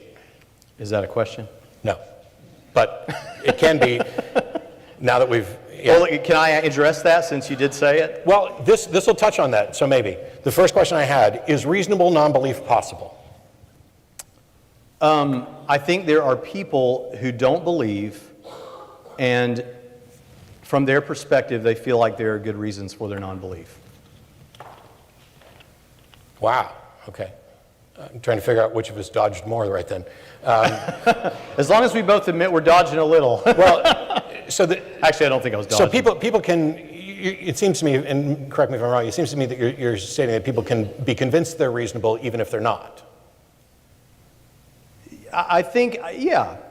Okay, I would agree with that, but like going back to the moon example, those people were being reasonable, it's just their conclusion was wrong. Yeah. Okay. Sure. Is reasonable non-belief possible in the context of, for example, the moon or the Earth-Sun example? As far as what now? Like, you could come to the wrong conclusion, but you could be completely reasonable based on the evidence. You can be reasonable and be wrong. Okay. That's true. Boy. So... I still would like to answer that thing. Go ahead. Why not? What was it again? Yeah, okay, the calculator could be right, but it's purely a deterministic piece of technology, right, basically. Yes. Here's the thing. That kind of proves my point, because my position is that if libertarian freedom does not exist, then rational affirmations are impossible. That doesn't mean that your beliefs are false. In fact, if it were possible for a person to have, and I don't know that there's anything contradictory about this, for a person to have 100% true beliefs, they could have 100% true beliefs, and yet they didn't get there rationally. Sure. And the reason for that is because rationality definitionally is reducible to reason, and reason is the process by which you deliberate over between beliefs and choose which is a good or a bad thing to affirm. And if the libertarian freedom does not exist, then we don't have rationality is impossible because you can't choose against the irrational. Yeah, I don't think that I accept that at all, because I didn't expect you to. We are decision-making machines, and the things that feed into us, the fact that we're having an argument or whatever else, somebody may or may not become convinced, and to them they may have this experience of, oh, I've changed my position on this. Nothing about determinism suggests or implies that you cannot change your decision based on new information that you receive, that you're not a computer making all this. the fact that it's more complex obfuscates that, which is the original question was, how do you tell the difference between feeling like you could have done something different and demonstrating that you in fact could have done something different? I have no solution. I've never heard anybody give a solution to that other than, well, I really feel like I can, and it would be absurd for me to think Well, that actually, I couldn't. first of all, I do think... How do you test it? Well, I do think that if you do seem to have a belief about something that seems almost impossible to doubt, then you are justified in affirming that and believing that until someone gives you good reason to believe that that is not the case. Ooh. So I do think that's true. However, I actually have other reasons. One of those is the moot morality thing. I think that if libertarian freedom does not exist, then we're left with moot morality. And what I mean by that is whether someone ends up becoming a philanthropist or ends up becoming a sex offender, ultimately, it's not that they didn't think through things, and it's not that they didn't, but ultimately it was determined. Yeah, but that doesn't, so the primary... Do you grant that? Hang on, I'm sorry, I got 10 seconds, or 16. The primary concern about free will and morality is how do we hold people accountable, and the truth is whether or not they have free will, that was the agent that took the action and we hold them accountable, and we may not in fact have any choice in that thing. But this notion that you should believe something until somebody changed your mind is actually a fallacy. The notion that the burden of proof is on somebody trying to change your mind. I understand that's how it works in practice, but that doesn't mean that your position is rationally justified. I'll go ahead and respond to that if that's okay, because it was supposed to be a question. Okay, yeah, go ahead. So here's the thing. This came up in your debate with Mike Licona quite a bit. Yeah. You felt like the whole night that that's what he was doing. And I don't think that's what he was doing, but I can tell you tonight, that's not what I'm doing. I'm not saying if you believe something, until there's good enough evidence, you're justified in believing it, even if it's something like the supernatural. What I'm saying is something like libertarian freedom, where it seems impossible, it seems almost absurd to deny it. Yeah, it seems like an extraordinary claim. It seems like there's less willing suspension of disbelief in the Terminator movies because at least there the robots were robots, So I would need some extraordinary evidence. Where I come from, extraordinary claims require extraordinary evidence. Me too. All right, we're coming to our final round of cross-examination, which again, each presenter will get 5 minutes, and we'll start again with Dr. Hunter. But what I want to prepare you for is the question-answer time for the audience. So you're about to get your chance to participate. And so that'll happen in 10 minutes from now, so begin to prepare if you have not already. The microphones will be on either side, and we will take them in order just in the line that you're standing, and we'll just rotate from one side to the other if you'd like to stand behind the microphone and be in line for those questions. Don't take your places yet, but as soon as the cross-examination is over, you can come to ask just one question. Remember, no follow-up. That way everyone has enough time that wants to ask questions. So 5 minutes, beginning with Dr. Hunter. All right, so when it comes to the Kalam cosmological argument, I think you misunderstood me because I said in my opening statements, I said I'm bringing a case that begins with the Kalam cosmological argument. Sure. And so I've heard you before say, well, look, the Kalam doesn't even conclude with God, therefore it's not an argument for God. Well, but of course, often when we move on to that stuff that follows up, then the questions begin, that would have been addressed by the Kalam. So when it comes to premise one of the Kalam, you questioned, did you question whether it's true that everything that begins to exist must have a cause? And is it your position that it is epistemically possible that universe could have come to exist uncaused out of nothing? I don't know, and I didn't address that tonight. Okay. Do you think it's epistemically possible that the universe came to exist uncaused out of nothing? And I don't know, because so there are things that we cannot investigate. And so we can't get back beyond the Planck time. Math breaks down at that point. We can't. So the proposition, and one thing that you kind of raised was this notion that either it had to come out of nothing, and I think I've heard you before use the sort of nothing that rocks dream of as a reference to a quote from somebody else. That's not what physicists are proposing. My objection to Kalam is that the conclusion is, therefore the universe had a cause for its existence. Why give the Kalam at all? Why not just put that as a premise in the argument that you're actually building? Because if I already accept that the universe had a cause for its existence, then that seems superfluous. Okay, but didn't you just raise a criticism that would have been addressed by the Kalam? Didn't I raise what you just raised I think you just raised a concern that doesn't seem to be what physicists think, that there's this nothingness that came before the universe. The Kalam doesn't address nothingness either. No, but you just said, but this would have been addressed by the Kalam. Whatever begins to exist must have a cause for its existence. That the word nothing does not appear anywhere in So the are Kalam. you willing to move beyond the Kalam and talk about the claims after the Kalam? Of course. Okay. So, do you believe the universe had a beginning? I'll say that. I have no idea. So here's the thing, really short. Our local presentation of the universe, the evidence points to some starting point that we cannot investigate and don't know anything about. Yeah. It may in fact be absurd to talk about things prior to the Big Bang if in fact time began with the Big Bang. Sure. I don't know. I'm not a cosmologist, and I don't know that we have sufficient understanding to actually say, yes, this is the case. As a matter of fact, I have a physicist friend who's working in an alternate model to that. Okay. So when you say, do you think the universe had a cause for its existence? I don't know. Okay, but multiverse, universe, vacuum, all contiguous physical reality. My question is, do you believe, okay, so you either have the universe is past eternal or it's not. Is your answer just, I don't know? Correct. How could it possibly be that the universe could be infinite into the past? I don't know. How could it possibly be that God is infinite in the past? Well, we believe God is timeless. It doesn't matter what you believe, it matters what you can Well, no, demonstrate. definitionally, you asked how is it that God could be infinite in the past. I'm saying definitionally, Well, the Christian defining God something is doesn't make it timeless. so. Well, I know, but you asked me how could God exist infinitely And in you the did past. not explain how God could exist. You just asserted that he does by definition. You asked me definitionally something about the Christian God, and I gave you an answer. We believe he exists timelessly. So he doesn't exist infinitely, so I don't have that problem. well, actually, you didn't give that answer till just now, but we're okay there. Go ahead. Oh, yeah, okay. So the problem with the past infinite seems to be, doesn't it, that if you crossed half of infinity, if time and events... There's no such thing as, sorry. If time and past events, well, just a series of events then. Infinity isn't a quantity. It's unquantifiable. It's a concept that describes something that is That there's no number for. Right. So there's no such thing as half of infinity. Right. Similarly, there's no such thing as half of eternity.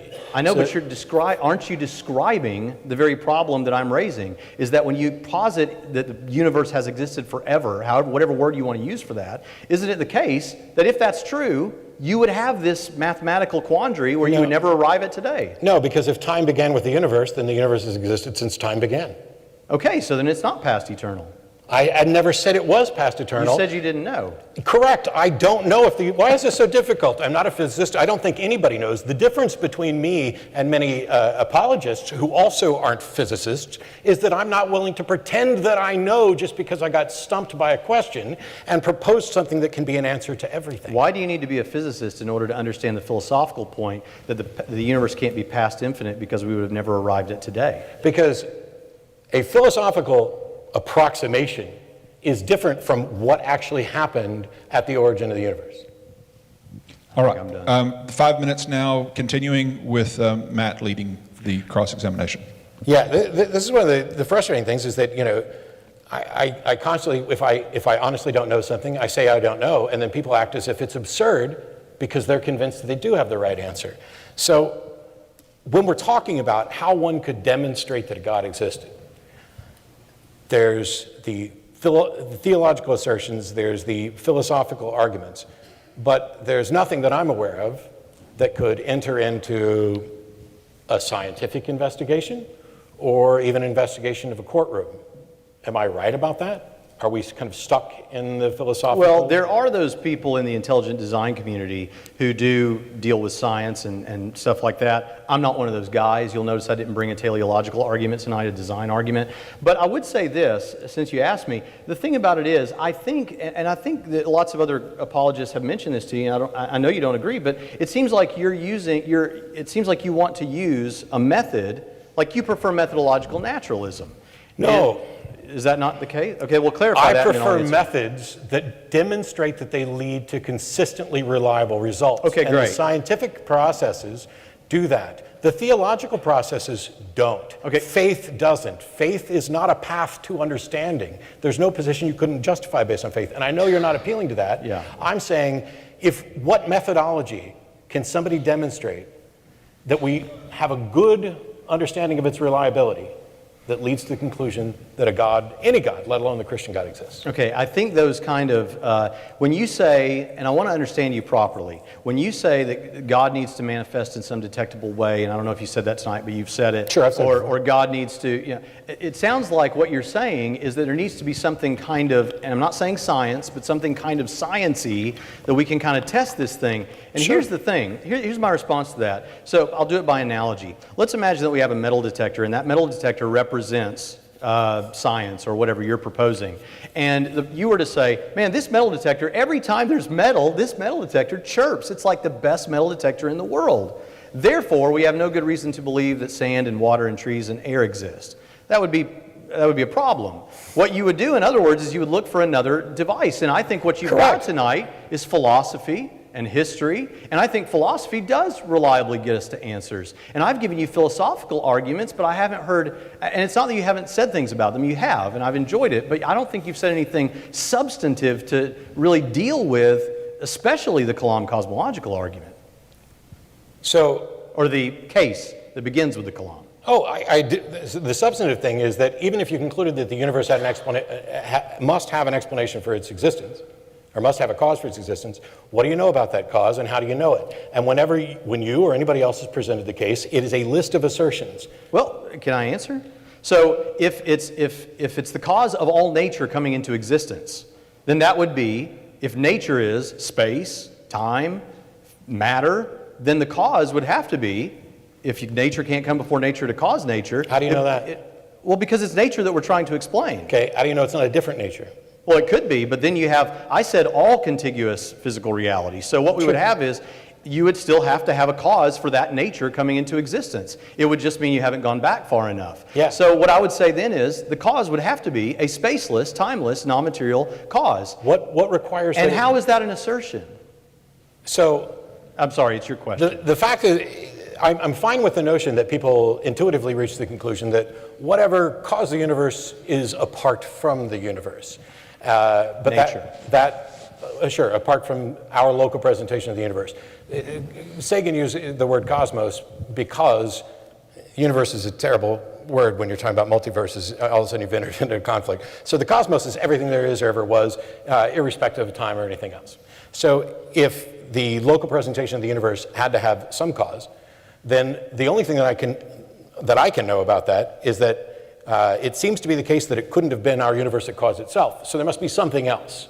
Yeah. What that something else is or needs to be, I have no idea because I have no way to investigate it. I have no other universes to compare this to. Well, you'll notice that in my opening statements, I specified that I'm talking about our local representation, multiverses, vacuum models, whatever you want to bring up, and it can't be past infinite for reasons that I'm happy to defend. And I know you say, well, I just don't think we can know. And I'm saying whatever comes before all of that we can call Sagan's cosmos, which is just a Greek word that means world, but sure. Sagan's cosmos, all of that, whatever comes before, isn't that. But I don't see what's the case that it needs to be an agent. Okay, can I answer that? We've got 4 seconds left, but it was a question. I'll go ahead and answer that. So there's a couple of reasons why it has to be an agent. First of all, an agent would have causal powers. Now, that's not the end of the story. Consistent, that's not necessary. Okay, but that's not the end of the story. Also, you have types of causation, right? So event causation would be if I took this water bottle and threw it at the moderator and the microphone fell out of his hand.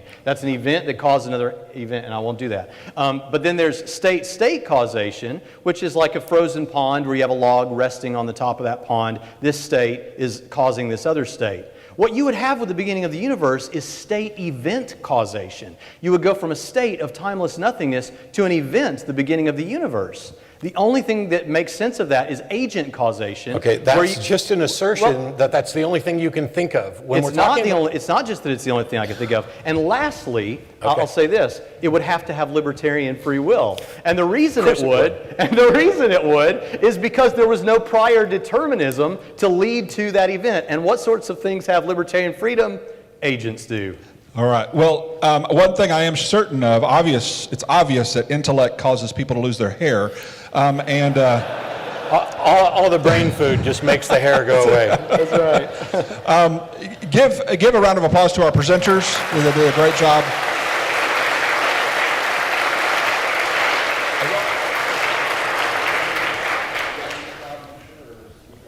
We can go ahead. I'm good.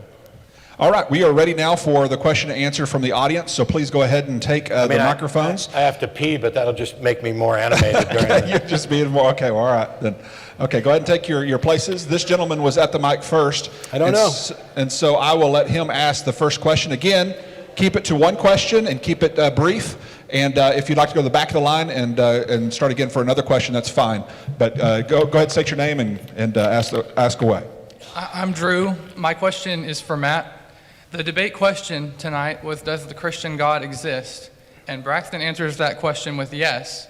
I'm wondering, do you answer that question with a dogmatic no or a maybe? And if you answer the question with a maybe, then why do you self-identify as an atheist instead of an agnostic? Oh, so I thought I hit this at the top, but I was talking fast. So I answer it with neither no nor a dogmatic no nor a maybe. My answer is that I have no idea if the Christian God exists, but the case for it that I've examined has been unconvincing. And I can point out why I'm not convinced and why I don't think other people should be convinced. Atheism is not the dogmatic assertion that God doesn't exist, although that is a subcategory of it. It is, I am not convinced that a God exists. It's essentially God's on trial being accused of existing, and the atheists are voting. Did you shake your head like I got atheism wrong? Yes. Okay. Well, I'm so glad that happened. Sorry. If I walked in here and told people they got Christianity wrong, how do you think they're going to take that? Probably not well. Yeah. The thing is, there's multiple usages of lots of words, including atheism. Atheism, generally speaking, is disbelief. I do not believe. I am not convinced. Wow, you keep smirking. I think it's the propositional belief that there is no God. I don't think it's... Well, you're wrong. lack I'm of explaining that to you as a dang atheist. I don't really care how you define it, but that's not Then how we're it's been done. traditionally defined. If you don't care how I define it, why are you at my event? Go ahead. Can I say? Yeah, and what we'll do on the cross-examination, please address who you want to ask the question to, and then the opposing side will get about a minute to rebuttal or to say anything and follow up to the question that was asked. So I go actually ahead. want to take up for Matt here for a second.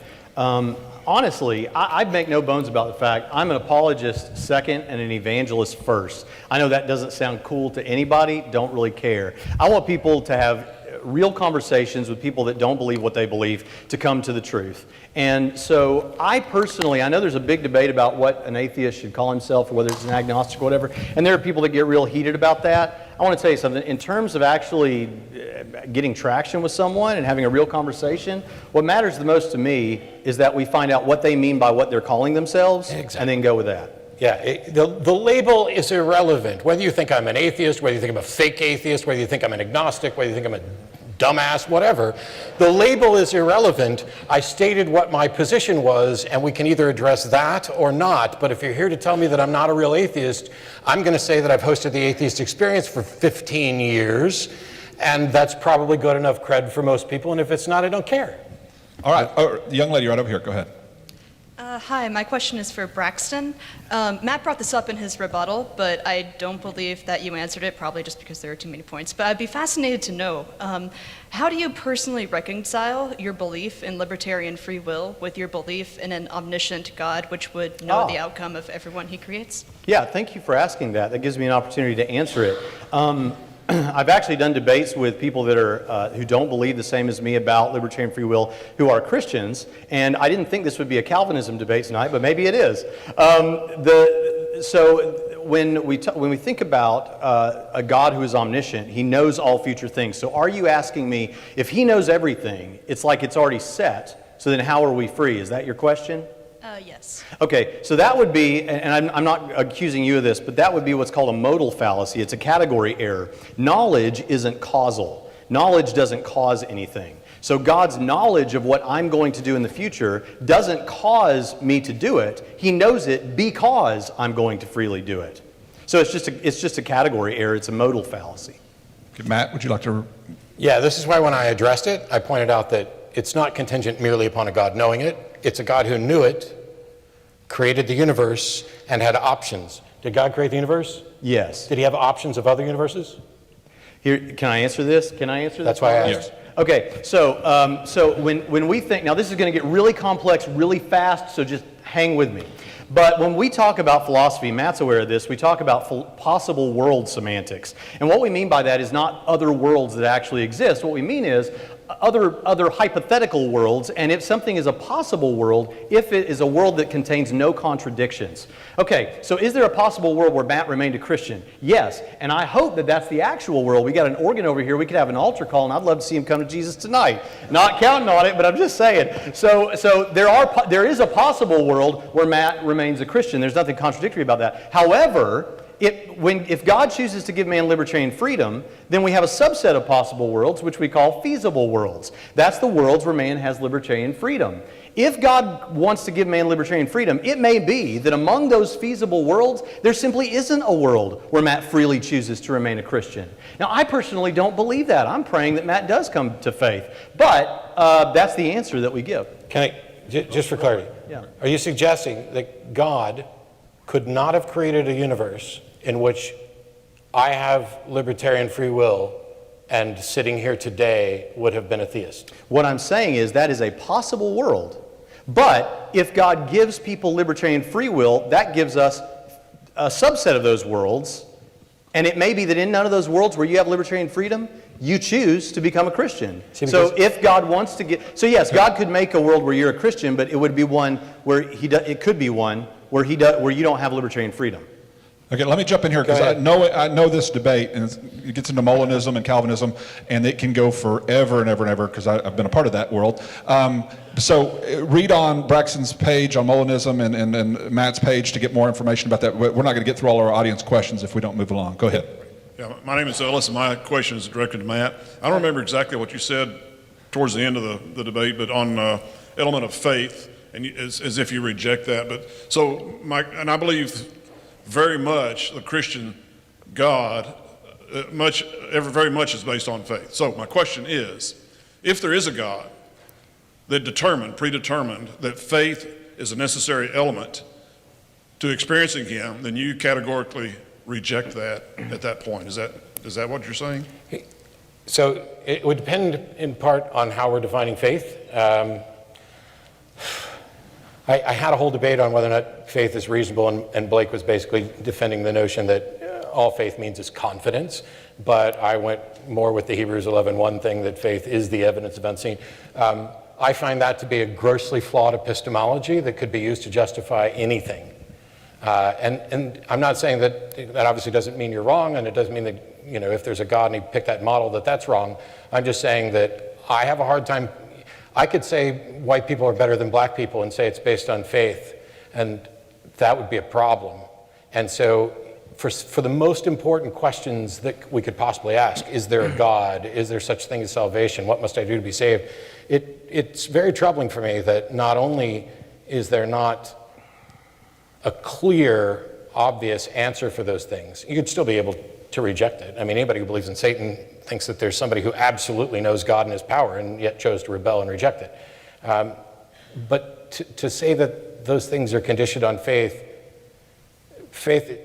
is, some people called it gullibility. I prefer, faith is the excuse people give for believing something when they don't have a good reason, because if you have a good reason, you just state the reason and you never say it's based on faith. Braxton. So I don't think I don't accept that position. I'm with Blake. I don't think that's a good biblical definition. The word pistis is used 227 times in the New Testament, and it often just means conviction of the truth of anything, and that conviction can be based on evidence. Hebrews 11:1, which you mentioned, I think a good translation for that is faith is the assurance of things hoped for, the conviction of things not seen. And remember, this comes in a chapter replete with examples of people exercising faith on the basis of incredible evidence. I mean, we're talking about all these characters in the Bible. Lastly, I would just say Theophilus of Antioch, in his letter to Autolycus, book 1, chapter 8, begins to talk about what faith is, and he describes it, and I won't read it, but he basically describes it as when you have good evidence for something and you're trusting that evidence. So I think that's a good biblical definition of faith, and most people believe on the basis of something, whether I think that what they're basing it on is good or not. All right, go ahead. My name is Bob, and I have hearing aids, so the question is to Matt, and I think I heard you say that we are decision-making machines. Yes. And so my question is, do you agree that no decisions can be made pertaining to past events of which you have not been personally involved? One more time? do you agree that no decisions, you can't make any decisions pertaining to any past event of which you have not been personally involved? Because you were saying, I believe, that if people had these opinions, that was not really evidence. So it seems as though you would have to be personally there in order to prove anything, and that would rule out anything in the past. No, that's not what I'm saying. I apologize if that's the way it came off. When I first heard the question, I thought you were asking me if I could make decisions that influenced events in the past, and that's not the case. No. Can I make assessments of past events where I wasn't involved? Right. I can make assessments of all of the available evidence I have and determine whether or not I can make any. Sometimes I'm not going to be able to make a reasonable conclusion. You know, if I'm a juror and the prosecution presents all of its evidence, I may not have enough evidence to reach a strong conclusion. I may be forced to vote not guilty, even if maybe I suspect that something is there. I can, of course, make decisions about anything I'm presented, past, present, future. It's just that the strength of my conviction and the accuracy and reliability of my reasonableness is going to be contingent on both what information I'm presented with and whether or not I'm exercising, proper critical thinking methods. So I don't have a problem with the notion that, well, I think we're always assessing past events. Like, you asked me a question, but that's in the past. Right. And of course I was there for that. But if somebody asked me, did my parents have sex sometime between 1968 and 1969? I'm pretty confident they did, because I'm here. Actually, it would have been 68. But that is based on the fact that I know I'm here, I know how biology works and procreation, I know people have sex, and so there's a massive evidence. It's not just that one event. If you asked me about an event like, did Jesus walk on water? Well, now I have to assess that in the sense of, all right, are we assuming it's not frozen and that he's not dynamo with a trick for doing it? Did he actually get out and walk on water? Well, all the available evidence suggests that this isn't possible by any normal means. And so now I need to assess whether or not it's reasonable to conclude that there was some supernatural means. And I have no evidence of anything supernatural. Lots of claims about things that are supernatural. And to me, it's really strange that the rate of miracle appearances in the world seems to decline as our ability to investigate and film them on camera increases. It's just like mysteries have started going away. Once upon a time there was pillars of fire, pillars of cloud, and manna from heaven, and all this other stuff. And of course, the website, why won't God heal amputees? But now it's like, we were having. There was a thing I saw the other day where somebody's sister was killed in a bus or a fire or whatever, and the Bible survived, and she's like, it's a miracle. And I'm like, your sister died. I'm baffled by the way people want to twist things in order to make it look like, wow, to God be the glory no matter what. All right, let's Go ahead. just Yes, I'm way off. Sorry. Braxton, go ahead. Two things about that. One, I make no assessment about Matt's parents' past copulation experiences. And secondly, I think miracles happen every day. I know that sounds cliche. I really do believe that. And I know you're aware of Craig Keener's massive work on miracles. I'm sure you've heard about that. And I think that's a great evidential discussion of miracles.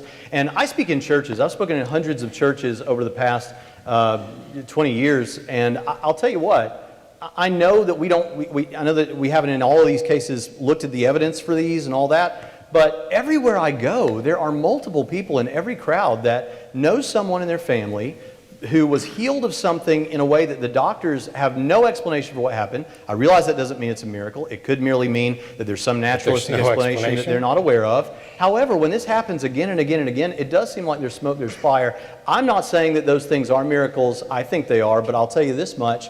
It means that the idea that miracles don't still happen, it's a defeater for that, I think. Thank you to you both, though. I enjoyed it. Thank you.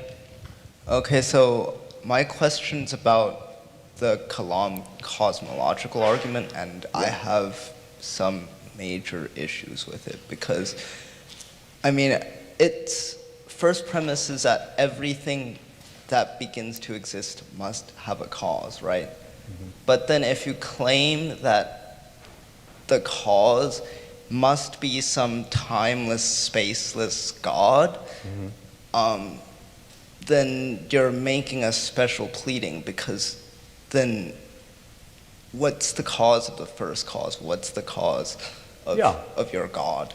Yeah, thanks for that. I appreciate that. So the reason that we do this, it's not special pleading. What we're saying is, okay, what are we talking about when we're talking about nature? What are we talking about when we're talking about the physical universe, Sagan's cosmos, however you want to put it? We're talking about three things, generally speaking: space, time, and matter, right? So if we're looking for what the cause of all of space, time, and matter is, you can't say, well, it's something in space, or it's something that is in time, or is made of matter. It has to be something that is not those things that we're trying to explain, which means it's spaceless, timeless, non-material. And as for then why we would say that it's a God, or an agent that is sufficiently powerful, first of all, it has to be sufficiently powerful to begin the universe. But secondly, we would say that, like I said a moment ago, you have state-state causation, you have event causation. Here we have an example of state-event causation, and an agent is the explanation for that. Secondly, it would have to have libertarian freedom because there was no prior determinism to lead to that. Lastly, you asked, what about the cause of that? Kind of like the old question, who caused God, or who created God?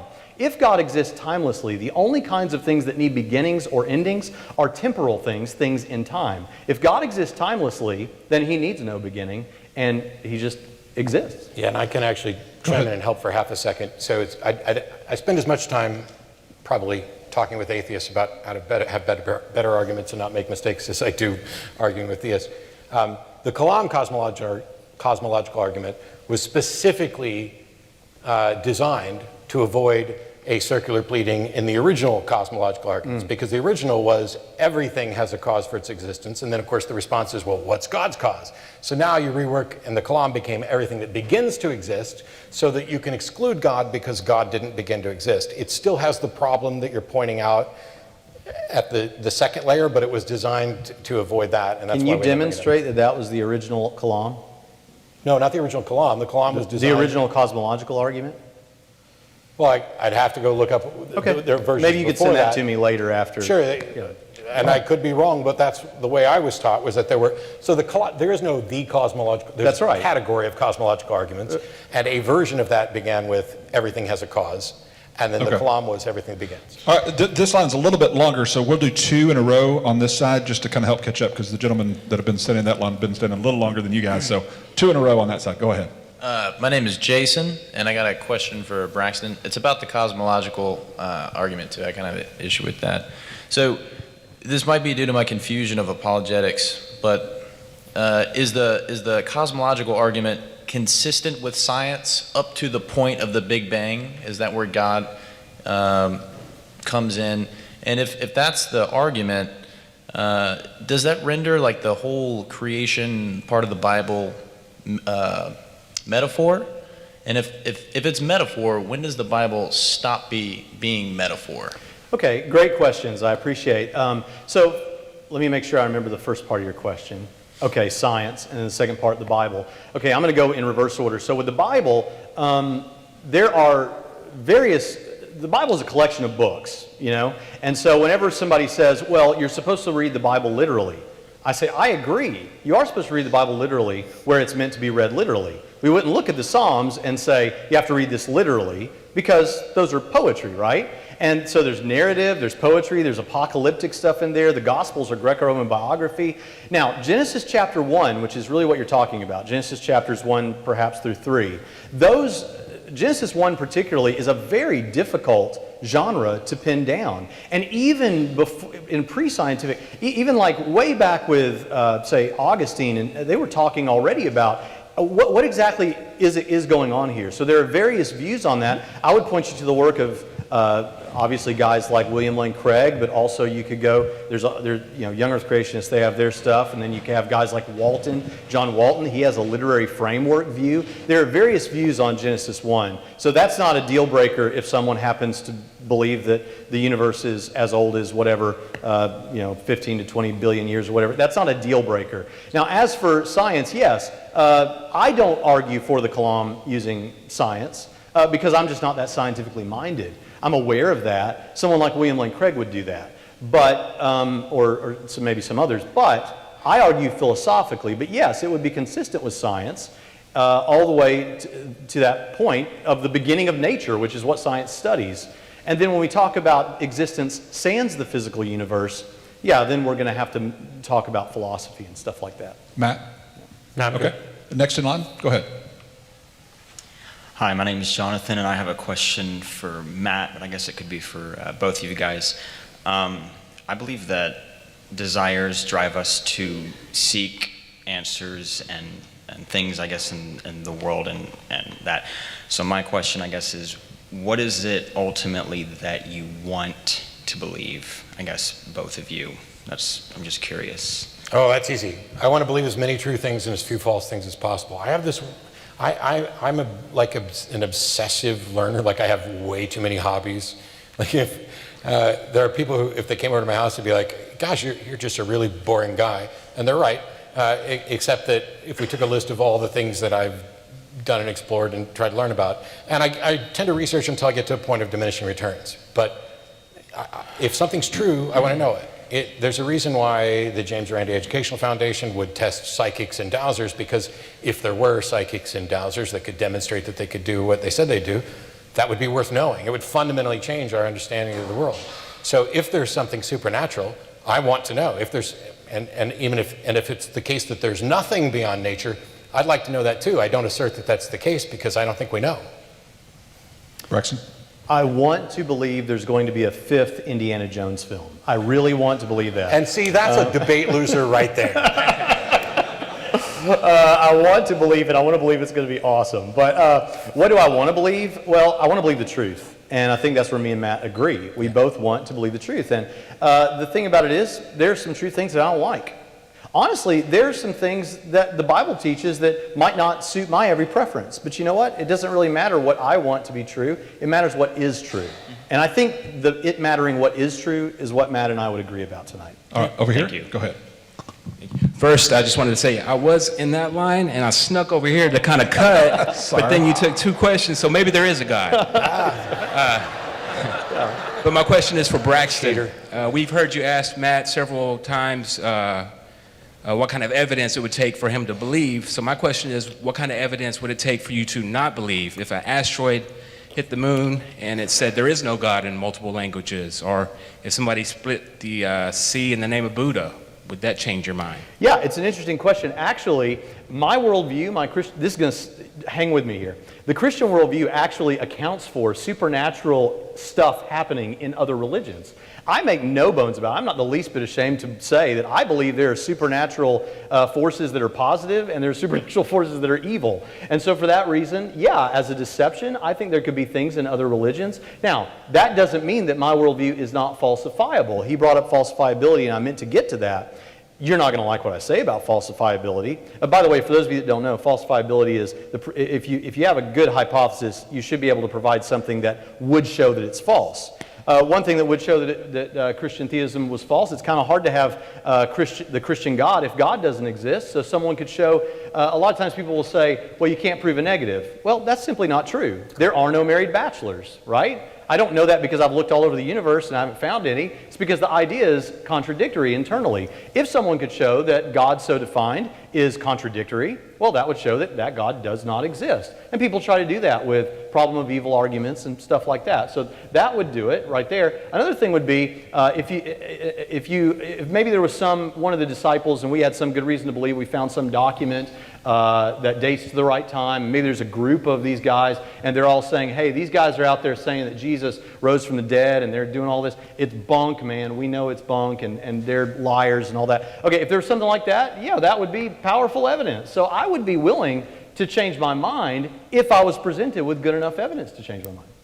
Matt, do you say anything there?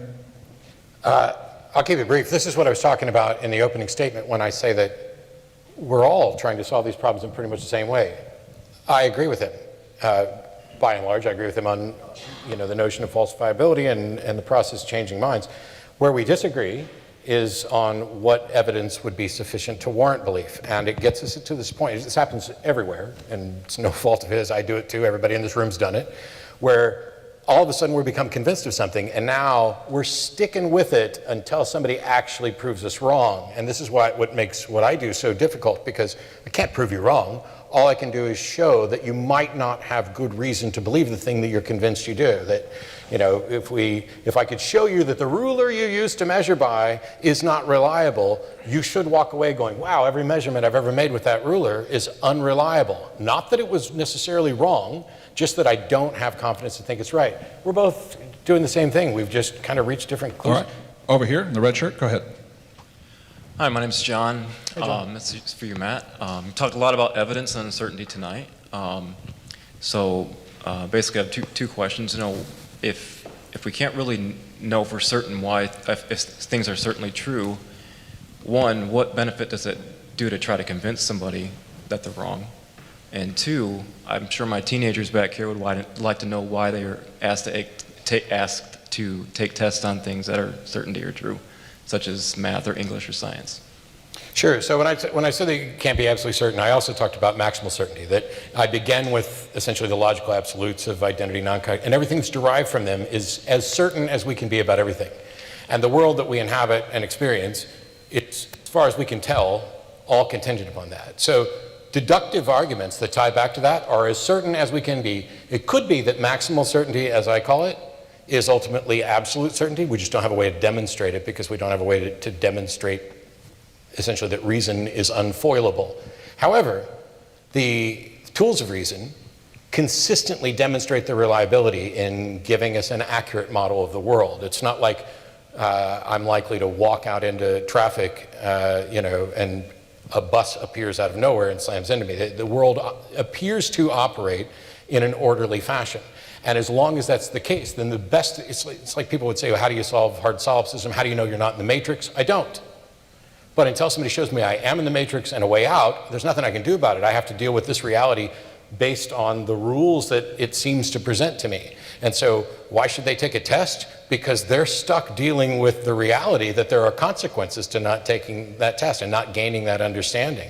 It doesn't matter, even if you were in the matrix, let's say, you're not in the real world, you're in a construct. Until you have a way out, you got to deal with the rules of the matrix you're in. Now, I happen to be fairly convinced that I live in the real world and that I share experiences with other people. But that's mostly because I don't think that my brain has written every wonderful song or been every obnoxious caller to the show. So I'm fine with the notion that I share space with other people until somebody shows me differently. Braxton, do you want to add to that? No, that's fine. Okay, right over here. This is a question for Matt. Are we only decision-making machines? And I guess base this on your current understanding, and then is that different from a past understanding that you've had? I don't know how, that's difficult to answer. I think there's a way you could look at it where we are merely decision-making machines. But you'd also have to look at it as that we are so much more than that as human beings, because not everything we make is not even every decision we make is some sort of rational process. I don't choose what I like. Matter of fact, I don't think beliefs are a choice at all. I think you're as an agent, you are acting in accordance with your beliefs. You become convinced of things. It's not something I'm going to believe that gravity doesn't work. That just doesn't work out. But we're not always remotely reasonable either. I didn't choose to like chocolate ice cream. I didn't choose to fall in love with somebody. And I don't think there's any problem at all. I think that while we could look at like love, romantic love, for example, as something that could be viewed as ultimately irrational, I think there's a way you could look at it as ultimately rational as well. Because I'm stuck on this rock as far as I can tell, and I have to share space with people, and the things in my life affect their life, the things in their life affect my life. And so finding a way to live and work cooperatively is, that's just straight up game theory on how to do this. And so maybe having someone that I'm potentially irrationally, emotionally attached to is such a massive benefit to me in all these other areas that it's ultimately rational, even if we don't recognize it that way.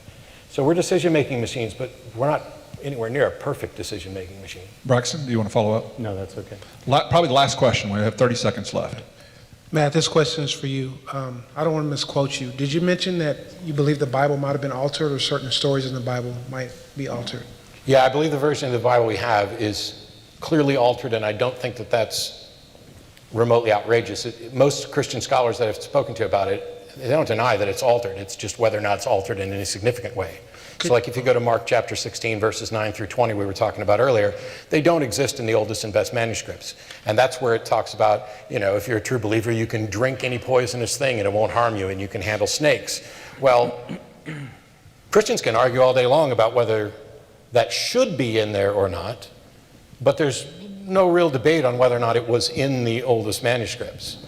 And it's things like that, the Comma Johannium, and other things like that, where I think there were possibly alterations, but even if there were none, that doesn't change whether or not I find it Braxton? overwhelming. Yeah, some of what I say may be quotations from Craig Blomberg, but Bart Ehrman talks about there being 200,000 to 400,000 textual variants in all of the New Testament manuscripts before the printing press in 1440 AD. Since there are only 138,000 words in the whole New Testament, readers might think that that means every word was in question, with most of them having multiple possible alternatives.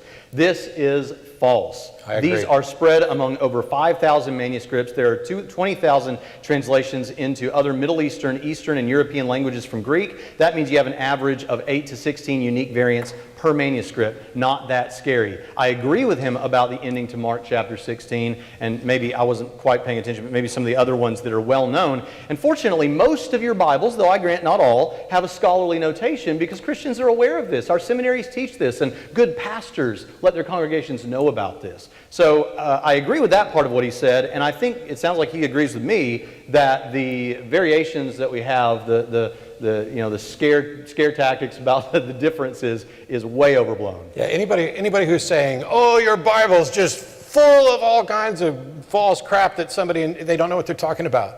There may be some of that. Well, amen. The problem is, because we don't have originals, it's always an inference to figure out how reliable the version you have is.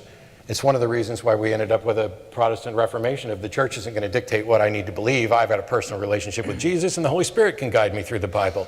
And if that is actually all true, that's fine, and it doesn't matter if there's an error. I think there are some errors that are perhaps significant to doctrine. Most of them probably aren't. All right, one more time. Let's give a round of applause for our two presenters.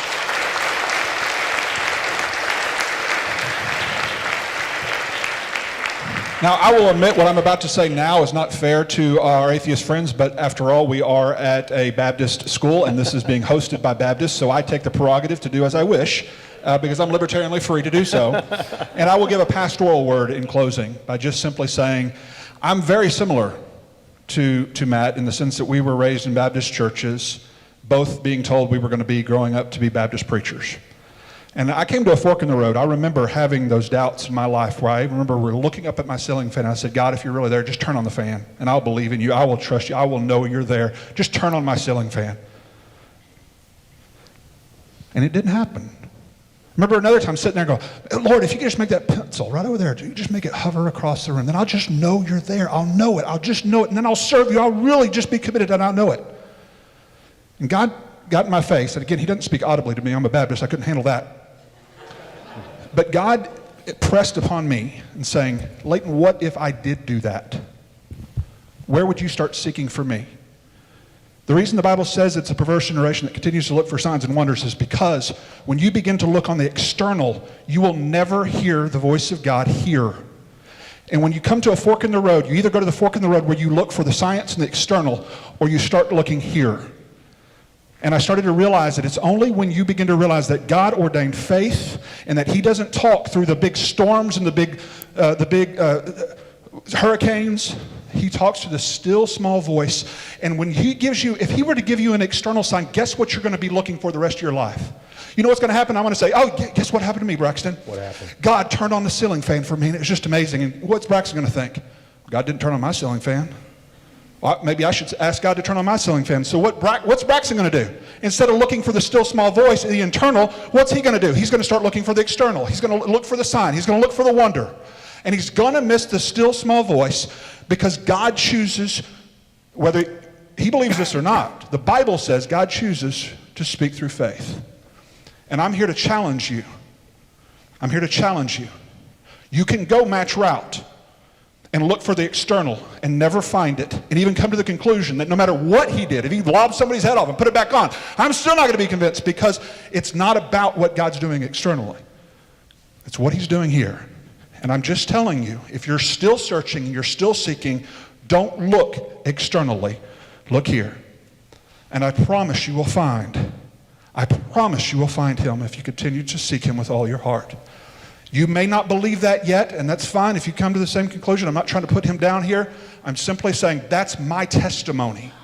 That's what God did to me. I can only say, I was once blind, but now I see. I was once blind, but now I see. And you can never take away the stories of the thousands upon thousands of people. And I'll end with a C.S. Lewis quote.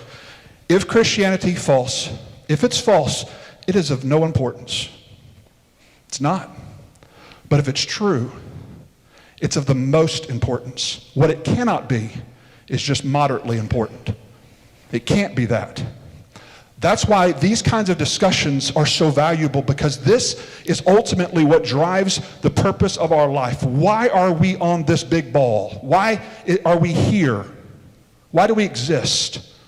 And if that's something you haven't grappled with as a college student, or even as a 70-year-old who's already retired, it doesn't matter what stage of life you're in, if you haven't grappled with that truth and asking yourself the question, why am I here? What's the purpose of my existence? My challenge for you as a theist, as a Christian, is don't look for the external, because our God is one who speaks in the still small voice of faith.